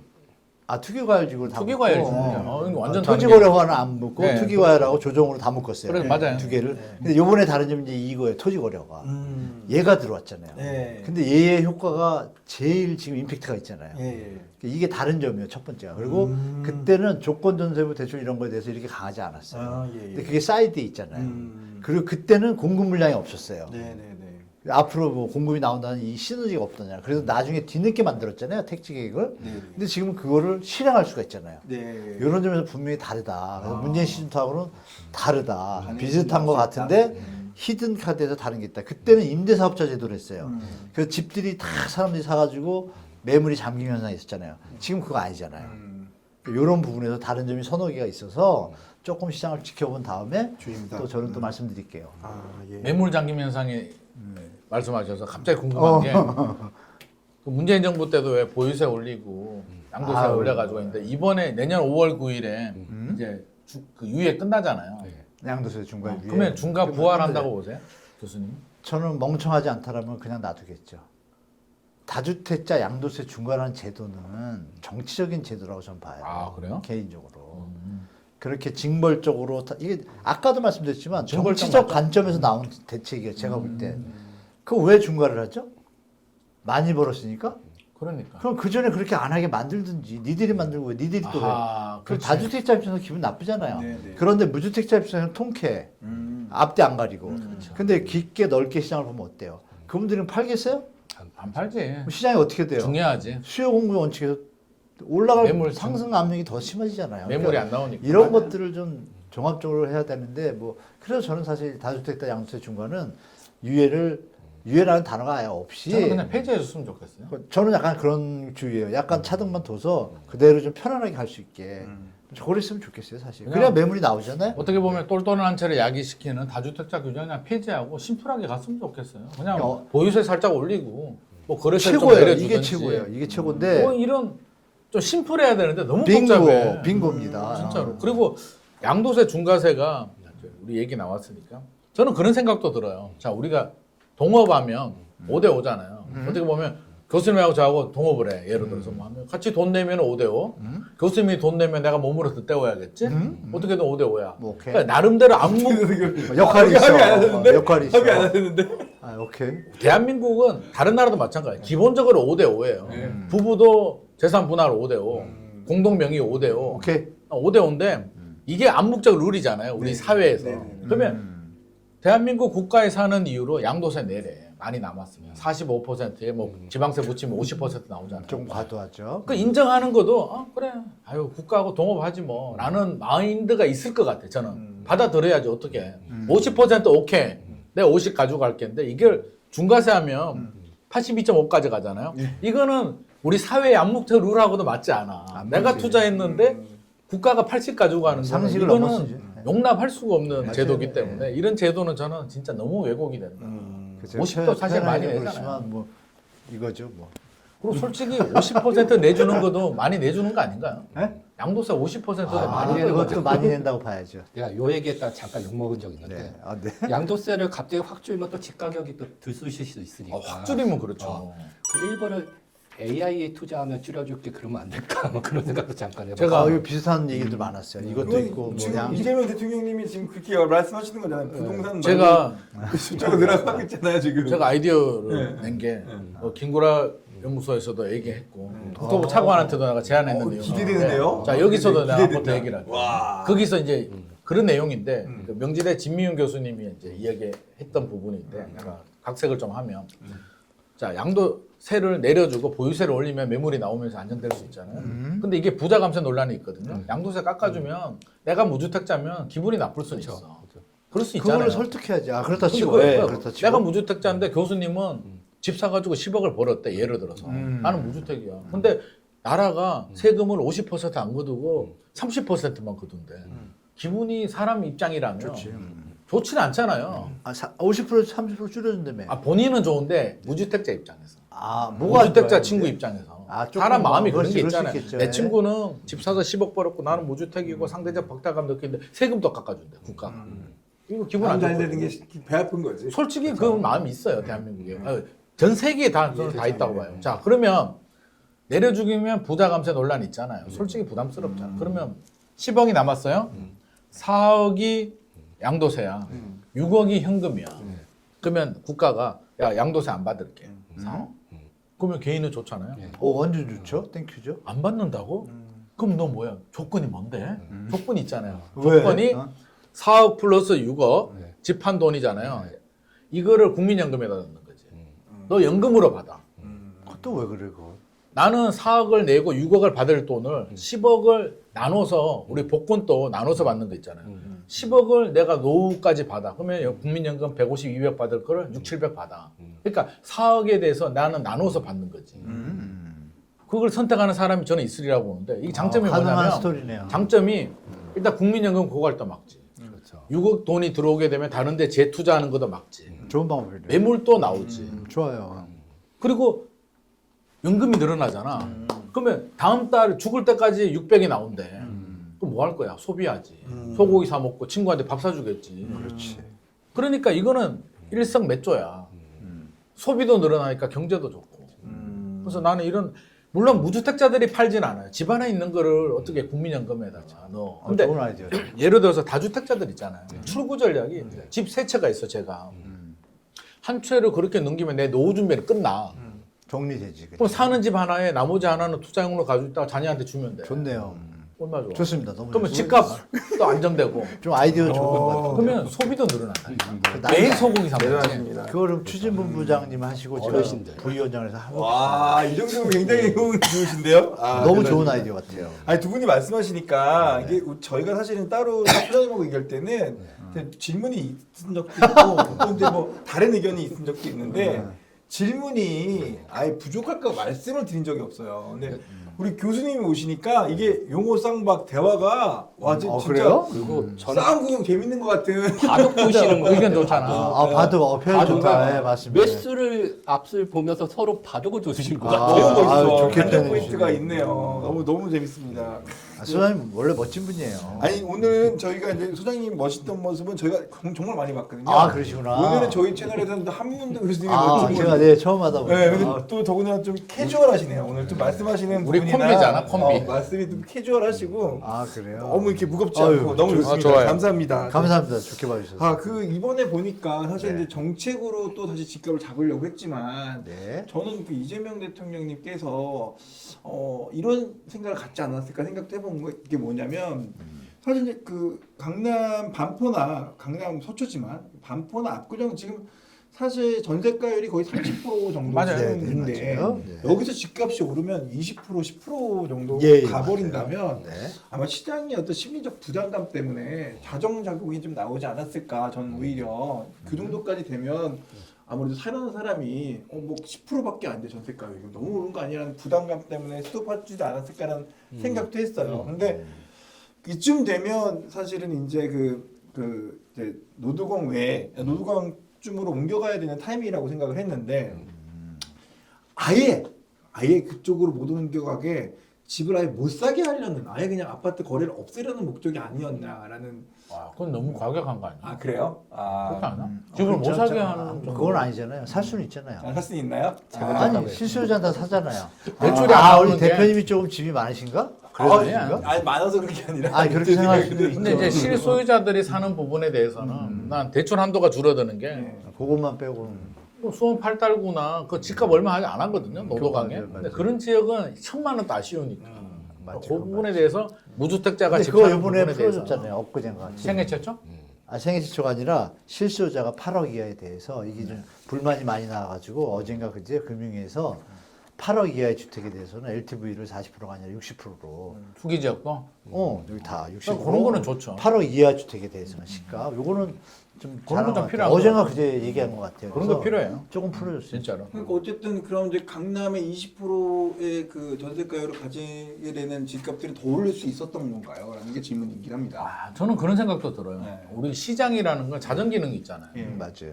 우리가 돈이 아무리 많아도 네네네. 내가 적정 가치를 투자하고 싶은 생각이 들잖아요. 네. 이게 우리 마음은 두 가지 마음이 있잖아요. KB의 박운갑 위원님 말씀을 빌리자면 훅 현상이라고 피어 오버 오버페잉 어렵다. 높은 가격을 지불하는 공포. 아 포프 그 잘못된 게 원래 있는 건데. 원래 꼭지, 있어요? 꼭지에 잡히는 건 무서워. 그리고 또 포모 현상도 있잖아. 뒤처지는 것도 싫어. 아. 우리는 중간 정도 하고 싶어. 네. 라는 심리가 항상 작동을 하잖아요. 네네. 우리 원베일리 얘기 많이 하잖아요. 상반기에. 사실 최근에 집값 올랐는 기준이 압구정하고 원베일리가 올라가면서 기준점이 올라갔는데 원베일리 한강 뷰 나오는 게 72억 거래가 되고 아닌 게 60억 거래됐다는데 그 후에 원베일리 전용 84가 72억을 뛰어넘어서 80억, 90억 거래됐다는 뉴스 안 나오잖아요. 네. 그 시장에서 판단하는 거지. 돈이 아무리 많아도 야, 얘가 하이엔드도 아니고 그 아이유가 사는 뭐 에테르노 청담도 아니고 네. 그 전용 84가 부자들이 입장에서 볼 때는 뭐 고급 주택 아니잖아요. 거기에 80억, 100억을 박는 게 합리적인가에 대한 부자는 그런 생각 안 할 것 같아요. 네. 부자들도 할 거예요. 하죠. 그러니까 신고가가 더 이상 나중에는 나올지는 몰라도 그러니까 시장은 저는 그런 기능이 있다고 보거든요. 정확하십니다. 매국만 시키지 않으면 자극만 주지 않으면 강남 너무 올랐나? 마용성 사? 마용성 너무 올랐나? 서대문 사? 사지 마? 일산 가? 이런 고민들을 우리는 누구나 하고 있는 스스로 거예요. 하죠. 근데 지금 또 봐요. 이렇게 규제 딱 하는데 경기도도 12개 묶었잖아요. 물론 정량평가 기준에 이제 충족이 됐으니까 묶었는데 하자마자 지금 동탄하고 구리는 풍선 효과 생겼잖아요. 네. 왜 생겼냐면 구리 입장에서 보면 하남시가 묶였어요. 중랑구도 묶였어. 그러니까 다음은 우리 아니야? 가운데 남양주, 구리. 시장의 예측가능. 수요자들은 예측을 하니까. 예측 가능하지. 광교 신도시가 묶였는데 동탄이 빠져? 동탄 조만간 묶이겠네? 묶이기 전에 사야지? 그렇죠. 빨리 사야지 뭐. 그러니까 이게 자극을 주게 되면 원래 이렇게 안 할 일인데도 이렇게 되니까 네. 저는 이 정책이라는 것도 사실 제 개인적인 마음은 627 발표하고 차라리 그냥 안 하는 게 낫지 않았나. 공급 대책은 잘 준비해서 꾸준히 하면 되고 그냥 메시지 정도. 저는 그런 메시지는 필요했다고 봐요. 우리가 많이 올랐는 거는 우리도 알잖아요. 단기 급등했잖아요. 네. 교수님도 인정하고 저도 인정하고. 그러면 뭐 대통령님도 좋고 고위 관료도 좋고 나와가지고 집값 진짜 많이 올랐는 것 같아. 내가 보니까 너무 많이 올랐어. 우리 전 국민 인정하거든요. 일본처럼 갈 수도 있어. 그러니까 걱정은 돼. 나도 너무 많이 올라가지고 사실 나도 집 팔았어 이번에. 그냥 한마디만 툭 던져주고 많이 올라도 그래도 집 사서 나중에 문제 생기는 걸 각자 책임을 져야 돼. 우리는 이제 앞으로 규제 풀고 묶고도 많이 안 할 거야. 이제 합리화 정책을 할 거야. 예를 들어서 다주택자 규제 풀고 보유세 올리고 양도세 내리고 합리화하고 더 이상 개입 안 할 거야 시장에. 멋지다. 라고 던졌으면 시장에서 자정적용이 대통령도 집 팔았다는데 야 진짜 많이 올랐나 보다야. 맞아. 그렇죠. 라는 생각이 들지 않을까요? 맞아요. 역으로. 역으로 자정작용은 될 수 있었다라고 보시는 저는 거예요. 시장은 충분히 그런 기능이 있는데 있죠. 오히려 정책으로 그런 기능이 마비되는 것이 아닌가 생각은 듭니다. 사실은 강남은 20% 가는 거를 아마 거부했을 것이고 수요자 입장에서도 그러면 나머지들이 이제 오르는 걸 한번 기다려줬으면 되는 건데 기다리는 사람도 있고 그걸 사는 못- 사람도 있고 했겠죠. 그걸 못 참고 정부가 딱 그걸 걸었다는 거네요. 괜히 아, 구칠 그런 때 면이 조금 있습니다. 우리 경험했잖아요. 네. 문재인 정부 때 28번을 규제해서 문제가 됐다면 이거는 자극을 주면 안 된다는 거거든요. 그러니까 세금 규제를 하고 안 하고는 다음 문제고 자극은 최소해야지. 초반에는 막 싸우시다가 이제 화해 아 지금도 싸우시 내가 말했잖아 이곳이잖아. 지금. 화해할 때쯤에 힘내라는 얘기 아니에요. 아니 저희 같은 팔랑이들은 들어도 또 들어야 되고 또 이렇게 또 의미 있는 얘기들이 우리의 기준을 만드는데 큰 도움이 되지 않나 그런 그렇죠. 생각이 듭니다. 예. 자 그럼 그 본인이 질문하셔야 될 걸 막 재미있게 듣느라고 뭐 다 까먹었어. 사실 이제 여기 진짜요? 진행의 입장에서 그냥 궁금한 거 막 뭐 해요. 있었어요? 그냥. 그냥 대본에 못 저는 야전에 있는 사람이다 보니까 야전이요? 저는 이제 실전에 있지. 실전 아, 필드. 필드에 아. 사는데 요즘에 네. 앞으로 지어질 30평대 아파트는요 34평 네. 84 타입. 전용 평형. 실면적이 43평이 넘어가요. 아, 나올 수 있죠. 실질적으로 발코니 확장하면? 네, 3명 개발하고 40평 나올 수 있죠. 그래서 그거를 5세대라고 5세대 아파트라고 그냥 임의대로 지정을 했는데 그런 시대가 오면 또 아파트를 자극시키지 않을까. 압구정 아파트가 그렇게 상승했던 거는 재건축도 안 했는데 조합원들이 그걸 본 거예요. 30평대 아파트가 실사용 면적이 50평에 가까워요. 요즘 잘 나오니까. 네. 그러니까 그런 게 또 자극을 시키지 않을까 그게 좀 걱정스럽긴 해요. 그런 의견이 어떤? 뭐가 걱정스러워요? 올라갈 수 있다라고 보시는 거구나. 그러니까 더. 그러니까 그런 게또 근데 저는 좀 아닌 것 같은데. 또 시장의 기능이 있잖아요. 압구정에 베팅할 사람은 그렇게 하는 거고 안 될 사람은 압구정 안 요새 해요. 빠지고 있습니다. 아 그래요? 네네. 그러니까 팩트 정확히 가야지. 본인들이 다 판단을 할 거예요. 그래서 근데 압구정 사지 마라고 하면 사야 되나? 끌어모아야 돼? 라는 생각이 들 수도 있는데 사 그냥 사든지 말든지라고 하면 오히려 저는 살 사람만 사지 않을까. 근데 압구정에 사시는 분들은 우리가 인정해야 될 게 그걸 자꾸 일반화 시키면 안 돼요. 그럼요. 특수시장. 압구정은 그 다 회장님, 사장님들이 다 계신 데인데 그걸 자꾸 일반화 시킨 것 좀 우리가 미국 같은 경우에 그 비버리힐즈나 벨웨어 기사가요 찾기가 힘들어요. 우리는 강남이 일단 1등이라고 치면 뭐 매일 나오잖아요. 예. 이게 좀 잘못된 것 같아요. 이 그 1%의 특수한 어떤 뭐 열심히 공부를 했던 열심히 사업을 하셨던 그냥 그걸 인정을 해야 되는데 그걸 그냥 누구나 또 부추기는 유튜버들이 많잖아요. 네. 누구나 강남 진입할 수 있어. 아니죠. 누구나 어떻게 합니까? 강남 집은 딱 정해져 있는데. 갑자기 생각이 났다. 네. 그 말씀 해드려요. 그런 부분이 좀 조정. 지난주인가 지지난주에 이제 MBC 손에 잡히는 경제 나간 아, 손장. 이진우 기자가 얘기한 것 같아. 뭐라고? 나는 그게 굉장히 신선했는데 자, 우리는 그런 생각이 있잖아요. 지금 우리가 이렇게 집값에 분노하는 이유도 노력해서 열심히 일해가지고 돈 모았는데 왜 서울에 집도 못 사는 거야? 에 대한 그런 마음이 있잖아요. 우리 시장에서 예. 나름대로의 왜 우리는 노력해도 집을 못 사는 걸까? 라고 하는데 이준우 기자가 뭐라고 얘기를 하냐면 선진국 수도에 누가 노력해서 소득을 모아서 집 사는 나라가 어디 있는가? 거기는 이미 자산 시장이지. 자산화 되죠. 그러니까 어떻게 보면 서울도 이제 우리가 선진국이 가면서 자산 시장으로 가고 선진국으로 가는 과정에서 이제 실제로 노력해서 살 수 있는 시장이 아닌 쪽으로 가고 있는데 우리는 여전히 노력해서 살 수 있는 희망을 가지고 왜 노력하면 못 사는가에 대한 다른 지역은 살 수 있지. 미국이나 파리나 일본 또 다른 지역은 다 살 수 있어. 근데 도쿄를 노력해서 산다고는 생각을 안 하는데 우리는 아직도 그게 남아있지 않나. 라는 화두를 던지더라고요. 바꿀 때가 됐죠. 제 얘기랑 일맥상통하잖아요.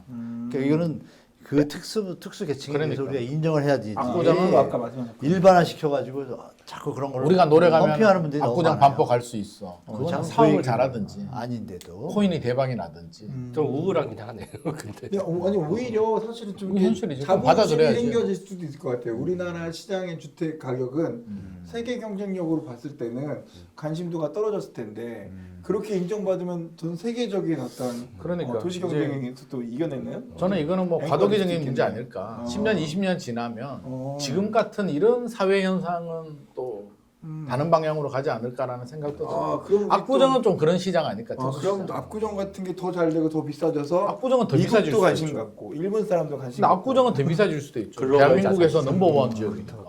압구정이 솔직히 10년, 20년 후에 200억 가는 게 그거 이상하지 않잖아요. 대한민국 최고 부자가 사는 선생님 거. 압구정 집 있으신 건 아니시죠? 지금 말씀하시는 게 있으면 좋을 것 같아요. 가지고 싶어요. 압구정 재밌는 얘기 하나 해드려요. 네네. 예전에 제가 네네. 어떤 분을 만났는데 네. 아들이 의사야. 네네. 좀 살잖아요. 네네. 여자친구가 이제 이분은 전용 84, 34평에 이제 경기도의 아파트에 살고 있어요. 아들의 여자친구가 이제 놀러 왔어. 네. 집에. 왔는데 이제 두리번 대더래. 그 남자친구 엄마가 있으니까 어머니 집이 장난감처럼 너무 아기자기하게 예뻐요 이러더래. 그래서 이게 칭찬인가? 뭔가 약간 비꼬는 것 같은 비꼬는 건가? 좀 애매하네요. 그래서 물어봤대. 아가야, 넌 어디 살아? 그러니까 저희 집은 압구정 80평에 살아요. 그런데 그게 자랑이 아니라 처음 본 거야. 태어나서 34평 아파트를 처음 본 거야. 어머. 자기 친구들도 다 그렇게 사니까. 어머. 뭘 다야 거기 80평이면 몇 프로 된다고. 아니 약간 그러니까 오버하시네. 아니 진짜 실제 사례요. 그 사실에서 그러니까 자기 친구들은 다 그 집도 엄청 잘 살아. 큰게좀 얘기 많지. 들어보니까 뭐 사업을 해가지고 빌딩도 맺고 있고. 그러니까 자기들끼리 교류하다 보니까 집도 다 80평, 100평이 당연한 게 생각. 자기 친구들도 다 그렇게 사니까 그 부류니까. 그러다가 남자친구 만나서 집에 놀러 가니까 이제 처음 보니까 네. 이게 비꼬는 게 아니라 그렇지, 자기 생각할 수 딴에는 있지. 약간 칭찬을 해주려고. 작지만 예쁘다는 걸 강조하기 위해서 나온 말이 아기자기하게 예뻐요. 장난감처럼 예뻐요라고. 교육이 덜 됐구만. 중고등학교, 대학교를 나왔으면 그 정도 사회 인식은 있어야지. 근데 그거는 또 그들만의 리그에서는 그렇지 않나요? 교육이 그들만의 리그. 일반인 삶을 너무 모르는. 그 마리 앙뚜아네트가 아유 빵 없으면 케이크나 먹자고 소장님 이제 그렇죠. 하고자 하는 얘기를 교육이 하셔야 됐다는 돼요. 거죠. 결론이 좀. 아무튼 그러니까 그들만의 리그다는 걸 강조하고 싶은 거지. 그렇죠. 이거 인정. 그러니까 그들만의- 걔들은 그렇게 살아온 거야. 걔들이라 그러면 안 돼요. 압구정 그분들? 분들은. 압구정 포함 부자들은 또 그들만의 리그에서 그렇죠. 살아왔기 인정해줘야죠, 때문에 우리가. 그거는 또 그들만의 시장인 거죠. 90년대 오렌지족 있을 때도 그때 압구정은 다른 동네였었잖아요. 원래. 그렇죠. 네, 네. 원래 그때 당시에는- 실제로 이거 오렌지 월. 얘기해도 되나? 네. 제가 아주 젊을 때. 네네. 이거 90년대면 국민인데 또 무슨 부동산 띠 수다를 하려고. 위해서 얘기라면 여러분들 중에 그 뭐 로얄 젤리라고 있어요. 그 여왕벌이 나오는. 있어. 네. 아시죠? 네. 90년 초 중반에 네. 2000년 초반에 로얄 젤리가 특수계층만 먹던 거예요. 비싸요. 그거 유행했잖아요. 뭐 이런 얘기 하면 좀 죄송한데 삼풍백화점 있잖아요. 예. 아. 문내기 저기 전에 제가 무역회사 기시장을 한 1년 한 적이 있어요. 좀 좋게 얘기하면 스카우트 돼가지고. 로얄 근데 젤리. 그 매장을 이제 관리하러 갔는데 그때는 물류 시스템이 잘 안 돼가지고 뭐 배달 민족 이런 거 쿠팡 없었잖아요. 예. 그러니까 이제 직접 가야 되는데 우리 직원이 가야 되는데 이제 펑크가 나가지고 제가 이제 그거를 한 일주일인가 2주를 네네. 삼풍백화점 매장에서 주문하고 가면 예, 예. 거기서 압구정이나 삼풍백화점 삼풍 아파트 사는 양반들한테 갖다 줘야 되는 거예요. 예. 근데 그 딱 일주일이 저는 부자들을 정말 부자들을 그때 본 거예요. 그들만의 리그를. 네, 그 완전히 갈려요. 90에서 80%는 정말 교양이 있어요. 그렇죠. 말부터 맞아요. 다 달라요. 근데 꼭 10%의 사자가 있어. 약간 뭐 맞아. 이렇게 졸부돼가지고 이런 사람들이 좀 있고 그게 좀 보이고 그분들이 그걸 사는데 그 로얄젤 살 때 저는 그 값을 보고 네네. 와 이걸 누가 먹지 그랬어요. 지금은 아마 한 그 로얄젤이 한 통에 500만 원, 뭐 한 700만 원 이런 수준이지 그때라면 한 병에. 한 병에. 돈 있는 사람들 근데 먹지. 그걸요. 그 대구 먹어요 대구. 그러니까 저는 그때 이 부자들의 세계구나. 압구정 이 삼풍 이런 데는 그렇게 그렇죠. 이해가 그들만의 됐단 리그. 말이에요. 그래서 그 얘기도 저는 좀 접속이 되는 거야. 그렇죠. 왜 자꾸 기자님들은 압구정 강남을 자꾸 뉴스에 낼까? 자기들 세계가 아닌데 뭐 이런 좀 불만이 개인적으로 좀 있습니다. 인정할 건 좀 인정해 주자 우리가. 그분들이 그렇습니다. 다 그러니까 일주일 다니는데 다 회장이에요. 다 회장님이야. 그러니까. 그러니까 그거 제가 인정해줘야지. 느낀 게 있죠. 여기는 그런 분들이 사시는 데구나라고 인정을 하게 그 됐죠. 원래 원목 가구 그런 게 압구정에서 나온 거잖아요. 그런 거예요? 원목 가구가? 고급 수입 가구 이런 거 맞아요. 네. 진짜 맞아요. 다 거기 출발해요. 거기서 그 수입 그 싱크대 막 5천만 원 1억씩 하고 맞아요. 명품 그, 뭐 그렇게 이태리 이런 거 한다고. 거기 출발. 처음에 출발을 거기서 다 그랬죠. 그 그분들한테 1억은 우리한테 한 100만 원? 그 옛날에 그 90년대 그 정도도 안 될 거야. 기사 보시면 압구정 오렌지족이 그 월급이 아니고 용돈이 250, 300 이라고. 그 당시에? 당시에. 근데 뭐 부자들은 그럴 수 있죠. 돈 많아요, 진짜. 그러니까 로열젤이 500만 원이니까 애들 용돈 우리 20만 원 주듯이 250만 원, 300만 원 주고 가능하죠. 예, 그렇죠. 맞습니다. 예, 맞습니다. 그런 거 그러네. 같습니다. 네. 네. 그럼 우리 그 고가주택의 어떤 기준 가격을 지금 어느 정도로 보면 돼요? 딱 원베일리 가격이에요? 아니면 고가 주택이 딱 우리가 말씀하신 기준점이. 네, 조금 바뀌었죠, 이제 지금. 네. 근데 이제 고가 주택도 진짜 하이엔드 그런 데는 사실 부르는 게 값이죠. 아이유가 사는 집도 에테르노 청담도 아이유가 그때 분양받은 게 좋은 게 아니잖아요. 거기서 제일 낮은 거 받았고 100억에서 300억인가 그 당시에 분양했는데 300억짜리는 그 자리에서 완판됐잖아요. 그들만의 초 하이엔드는 그런 시장이 존재하고 원베일리 이거는 사실 그런 시장에 비하면 약간 그쪽에 비하면 이건 또 서민 아파트지. 그러니까 이게 계급 우리 입장에서 보면 72억이 굉장히 고급이지만 그분들 입장에서 보면 다르니까 이게 상대적인 비교인데 저는 말 드리고 싶은 말씀은 딱 각자의 기준과 각자의 가정과 각자의 인생이 있잖아요. 그래서 가십거리로 기자들도 이제 조회수를 끌기 위해서 그런 기사를 쓰나 너무 그런 집값이 올라간다고 해서 우리가 너무 뭐 자극을 받거나 어떤 상실감을 받을 필요는 저는 전혀 없겠다. 근데 왜 정부는 그 집을 보고 정책을 만들잖아요. 전체 시장에다 영향을 주니까 앵커링 효과를 일으키는 출발점이니까. 그렇죠, 그렇죠. 그러니까 저는 그 지금 뭐 고가를 어느 기준으로 보면 제 의견은 네네. 정부가 노력을 하면 네네. 우리가 상위 공부할 때 반에서 보면 알아요. 100명이 있는데 1등에서 3등까지는 상위 같잖아요. 6등 오면 살짝 처지고 10등 오면 약간 2부 리그로 넘어가는 느낌이잖아요. 네. 이거는 다 있잖아요. 그러면 네. 상식적으로 상위 1에서 3%는 최고라고 치잖아요. 네. 그럼 고가주택 개념도 그냥 그 정도에서 끊어주면 어느 수치가 나올 거예요. 우리가 유추할 수 있는 건 문재인 정부 때 뭘 했죠? 15억 초과 대출 금지잖아요. 네. 고가로 인정한다는 거죠. 근데 지금 세월이 많이 흘렀죠. 지금은 분위기가 약간 2배 가까이 넘어가잖아요. 그때 그러면은 15억이면 요즘 한 3, 40억? 대충 하면 40억 30억 수준이 고가로 되는 조금 상황이 돼버린 거죠. 지금 사실은 20억부터도 국민 수준에 비하면 고가 수준인데 요거를 이제 정부가 놀지 말고 통계청에서 뽑아가지고 좀 공표 주면 얼마나 좋을까라는 게 제 생각입니다. 한 40억 되겠다, 그렇죠? 그때 30억, 40억 15억이 될 것 같아요. 그때 고가가. 반포가 15억, 17억 정도 했으니까 그렇죠, 17년에 그렇죠. 그렇게 따지면 지금 반포가 한 50억 하잖아요. 그렇죠. 그러니까 그러네. 50억이면 고가에 된다고 이제 봐줄 수 있는 수준이 되는 거죠. 사실은요. 지금은. 그럼 좀 실용적인 질문 해볼까요? 그 전세가 지금 대출 규제가 들어가고 뭐 집값과 관계없이 집 사는 사람들이 집이 있으면 전세 대출 들어오는 사람까지도 지금 대출을 안 되게 했는데 네. 도와달라고? 네, 나 아니요. 다 까먹었어. 조건 전세고 대출. 근데 전세 가격이 오르나 내리나요? 전세 오르나요? 근데 전세 가격 내리기는 저는 쉽지 않을 것 같은데. 그래요? 전세 가격 우리 아, 최근 지금 20년을 보더라도 언제 떨어졌어요? 아, 입주 물량이 많이 나올 때 떨어졌고요. 음. 금리 2022년 말 금리 많이 올라갔을 때 떨어졌고 역설적으로 말하면 전세는 투기 시장이 아니잖아요. 투자 시장이 아니기 때문에 물가가 올라가면 전세 가격도 올라가는 게 저는 뭐 지극히 정상적인 메커니즘이고 또 집값이 올라가면 나중에 또 연동돼서 어느 정도 따라 올라가니까 전세 가격이 떨어지는 거는 쉽지 않지 않나라는 제일 기분 나쁜 게 기분이 나빠요. 아니 그 구하는 사람 입장에서 네. 기분 나쁜 게 매물이 없어요. 그러니까 내가 원하는 금액에 집은 따라서. 매물 찾기가 네. 쉽지 않아요. 그럼 자기가 원하는 게 없는 거죠. 근데 그 실제로 표현을 가보면 잘해야 돼요. 그러네. 자기가 원하는 게 없는 거를 다 없는 것처럼 얘기하시면 안 돼요. 근데 우리 팀장님이 압구정이나 반포를 원하는 건 아니잖아요. 그렇죠. 어느 정도의 주거 인프라가 갖춘 곳을 원하는데 거기도 쉽지 않다는 거는 저는 정부는 귀를 기울여야 된다고 봐요. 아 이거는 아니야 매물 통계 그러면 보니까 지금 전세를 많아가지고. 만약에 계신다면 여기는 떠나야 돼요? 어, 나가래요? 나가라는 게 아니라 네. 만기인가요? 정확히 하남시에 거주하는데 네네. 잠실로 이동을 하려고 하는데 이동을 잠실은 안 업그레이드 되니까 당연히 좀 잠실은 진짜 원하는 게 꽝이고. 별로 없겠죠. 네. 하남에 똑같은 가격인데 돈을 더 내면 아니, 돼요. 돈을 그렇죠. 더- 그렇죠. 돈을 대표님 내면 얘기하잖아요. 당연히 더 돈을 들어가는 훨씬 거예요. 더 내죠. 훨씬 더 내도 너무 가성비 나오는 거면 찾으시는 거 아니에요? 근데 진짜 매물이 주거 인프라 좋은 것도 좀 찾기는 그러니까 원하시는 데가 주로 엘리트 이쪽 아니에요. 그렇죠. 그러니까 그런 거지. 아이지. 그러시면 안 돼요. 엘리트도- 아니 그거 다 해봤자 15,000세대인데 거기에 10만 세대가 있는데 그러면 다운사이징 하면 되죠. 그리고 조금 돈 천들여서 그래도- 리모델링 하세요. 그게 나을 것 같아요. 그래도 이게 내가 우리 애들도 있고 좀 하고 싶은데 그게 안 되니까. 자제분이 청년 아니세요? 솔로 아니세요? 아시네. 제가 결혼을 뭐- 했습니다. 결혼. 아 결혼하셨어요? 그러면 이제 당분간에- 교수님이 저희 자녀 좀 과외 좀 시켜주세요.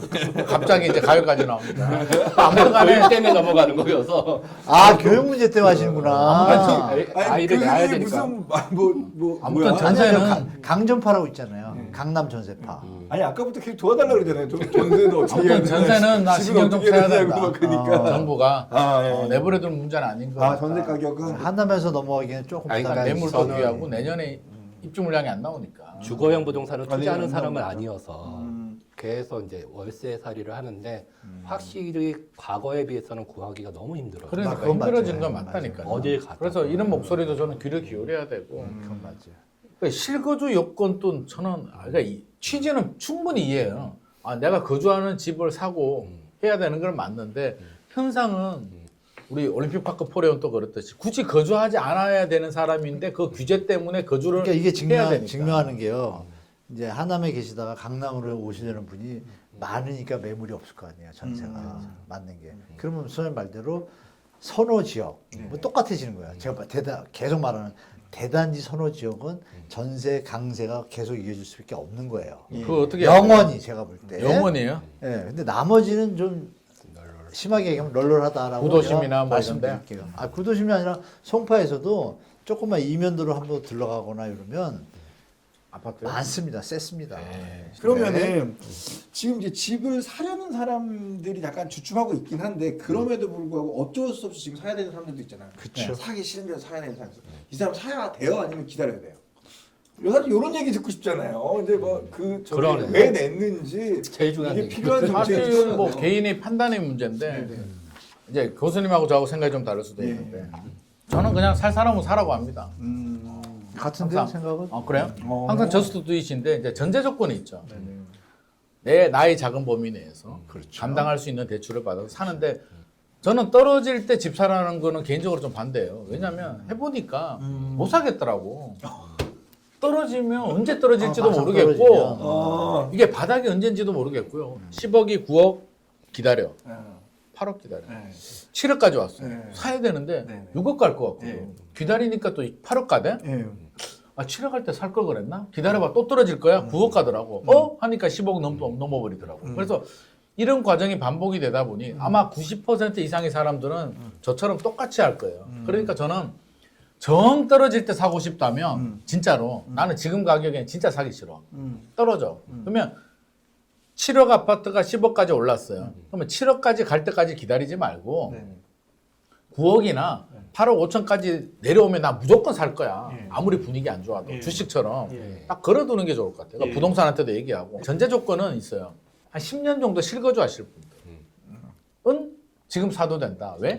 중간에 뭐 모르잖아요. 장기로 봤을 집값 때. 떨어지는 구간이 나올 수도 있잖아요. 예를 들어서 미국이 2022년처럼 금리를 올리거나 2008년도처럼 글로벌 금융위기가 나오거나 박근혜 정부 때처럼 뭐 누적이 되고 뭐 해가지고 다 떨어지거나 나는 우리 가족 잘 살면 되지. 10년 살다 보면 그 구간을 다 뛰어넘어서 결국엔 화폐 가치 하락도 반영이 되겠죠. 전제 조건은 수요가 뒷받침되는 거. 지방처럼 인구가 소멸되는 지역이라면 사실 10년 후를 더 좋아진다라고 장담할 수는 없잖아요. 지방도 지방 나름이지만 적어도 서울 수도권 지역들은 10년 내에 수요가 줄어들 것 같지는 않아요. 정부가 수요 분산 정책을 효율적으로 잘할 것 같지는 않아요. 제 생각에는. 그렇게 바라본다면 수요가 뒷받침되는 곳은 10년 거주 계획이 있는 분들이라면 저는 뭐 내 집 마련하되 또 하나의 팁을 드리면 최근에 막 신고가 나오고 급등했던 곳들 있잖아요. 집값 상승을 주도했던 한강벨트와 뭐 분당 이런 데 단기 급등을 했으면 필요하거든요. 그렇다면 그런 지역을 저는 좀 피하고 아직도 찾아보면 덜 올랐는 지역들이 있으니까 실거주라면 항상 이게 자정 기능이 있잖아요. 형님 1번 올라가면 2번, 3번 따라서 올라가니까 순서가 있거든요. 지난번에도 제가 다른 데 가서 동탄신도시 얘기를 했는데 그때 동탄신도시가 안 올랐어요. 25평만 조금 거래가 되더라고요. 동탄신도시도 실거주로 괜찮다고 하니까 안 사다가 규제 나오니까 이제 와서 산다고 난리잖아요. 그러니까 필요하신 분들은 그때 샀으면 괜찮았잖아요. 예. 그러니까 저는 필요하신 분들, 장기 보유 가능하신 분들이라면 저스트잇 하셔도 좋겠다. 청약 조건 좋으신 분들은 3기 신도시 기다려봐도 좋겠다. 교수님 그 지금 사실 상한가인데 사도 된다는 말씀에 동의하시나요? 네, 일본은 동의합니다. 소장님처럼 능력이 되는 분들은 작업오면 하지 말고 이왕이면 네, 네. 뭐 경제 사이까지 보실 줄 안다라면 여유가 있다라면 자기 멘탈 관리가 되는 분들은 기다렸다 사는데 지금 뭐 신혼부부라든지 아까 말씀드렸던 필수적으로 애기들 교육 문제는 이런 분들은 사실은 작업오면 하지 말고 능력이 된다라면 사는 게 맞다고 봐요. 분명히 내려가더라도 화폐 가치 인플레이션의 어떤 그 방어 효과는 충분히 있거든요. 네네. 다만 많이 올라갔어요. 좀 사기 싫죠. 네네네. 그럼에도 불구하고 꼭 거기 가야겠다. 그건 어떻게 제가 막을 일이 없고 그냥 가시라 이거. 왜 만족도라는 게 있잖아요. 네네. 그래서 그거는 본인들이 판단하는데 수장님하고 똑같아요. 능력이 되는 선에서 가야지. 그건 무리할 필요가 절대 없고. 그러면 능력이 안 되고 대출을 많이 끼는 분들은 어떻게 해야 돼요? 절대 무리하면 안 돼요. 연끌 물렸잖아요 지금 다. 아, 예. 정말 여유 있는 분들은 끝까지 한번 5년 10년 기다릴 마음 가지고 가셔도 저는 거기 한번 배팅해보고 싶어요 개인적으로. 진짜 어려우신 분들은 예. 네, 무리하실 필요 없고 네. 시대가 좀 바뀌고 있어가지고 음. 네, 그건 좀 말씀드리고 싶어요. 잘 들었습니다. 오늘 저희는 이제 11호 대책이 워낙에 크게 나왔다고 해서 정신 못 차렸지만 기존에 나와 있었던 대책들에 대한 어떤 반응들이나 성과들을 봤었어서 그냥 지나갈 것인가라는 좀 뜨뜻미지근한 반응도 있었는데 아 이걸로는 끝나지 않는다. 이미 또 그렇죠. 하나가 더 나와야 시장에 제대로 된 영향을 줄 것이다라는 아주 뜻깊은 이야기를 좀 들었고요. 오늘 또 두 분 통해서 오늘 또 재밌는 얘기를 서로 우리가 질문을 하지 않았는데도 두 분이 서로 오히려 더 깊은 이야기를 나눌 수 있게 서로 용어 쌍박 얘기를 질문을 던져가면서 실제 많이 얘기해 방송을 주셔서 하기 전이 더 재밌었어요. 맞아요. 그거 한 100만 뷰 나왔습니다. 너무 너무 감사드리고 좋은 얘기 많이 들어서 너무 감사드리고요. 네. 앞으로도 좋은 방송으로 여러분들 찾아뵙겠습니다. 구독, 좋아요, 알림 부탁드리고요. 오늘 또 한문호 교수님 오셔서 너무 저 영광이었습니다. 말씀 네. 드리겠습니다. 꼭 다시 한번 또 찾아주시고요. 아, 예. 네, 감사합니다. 오늘 방송 여기서 마치겠습니다. 감사합니다.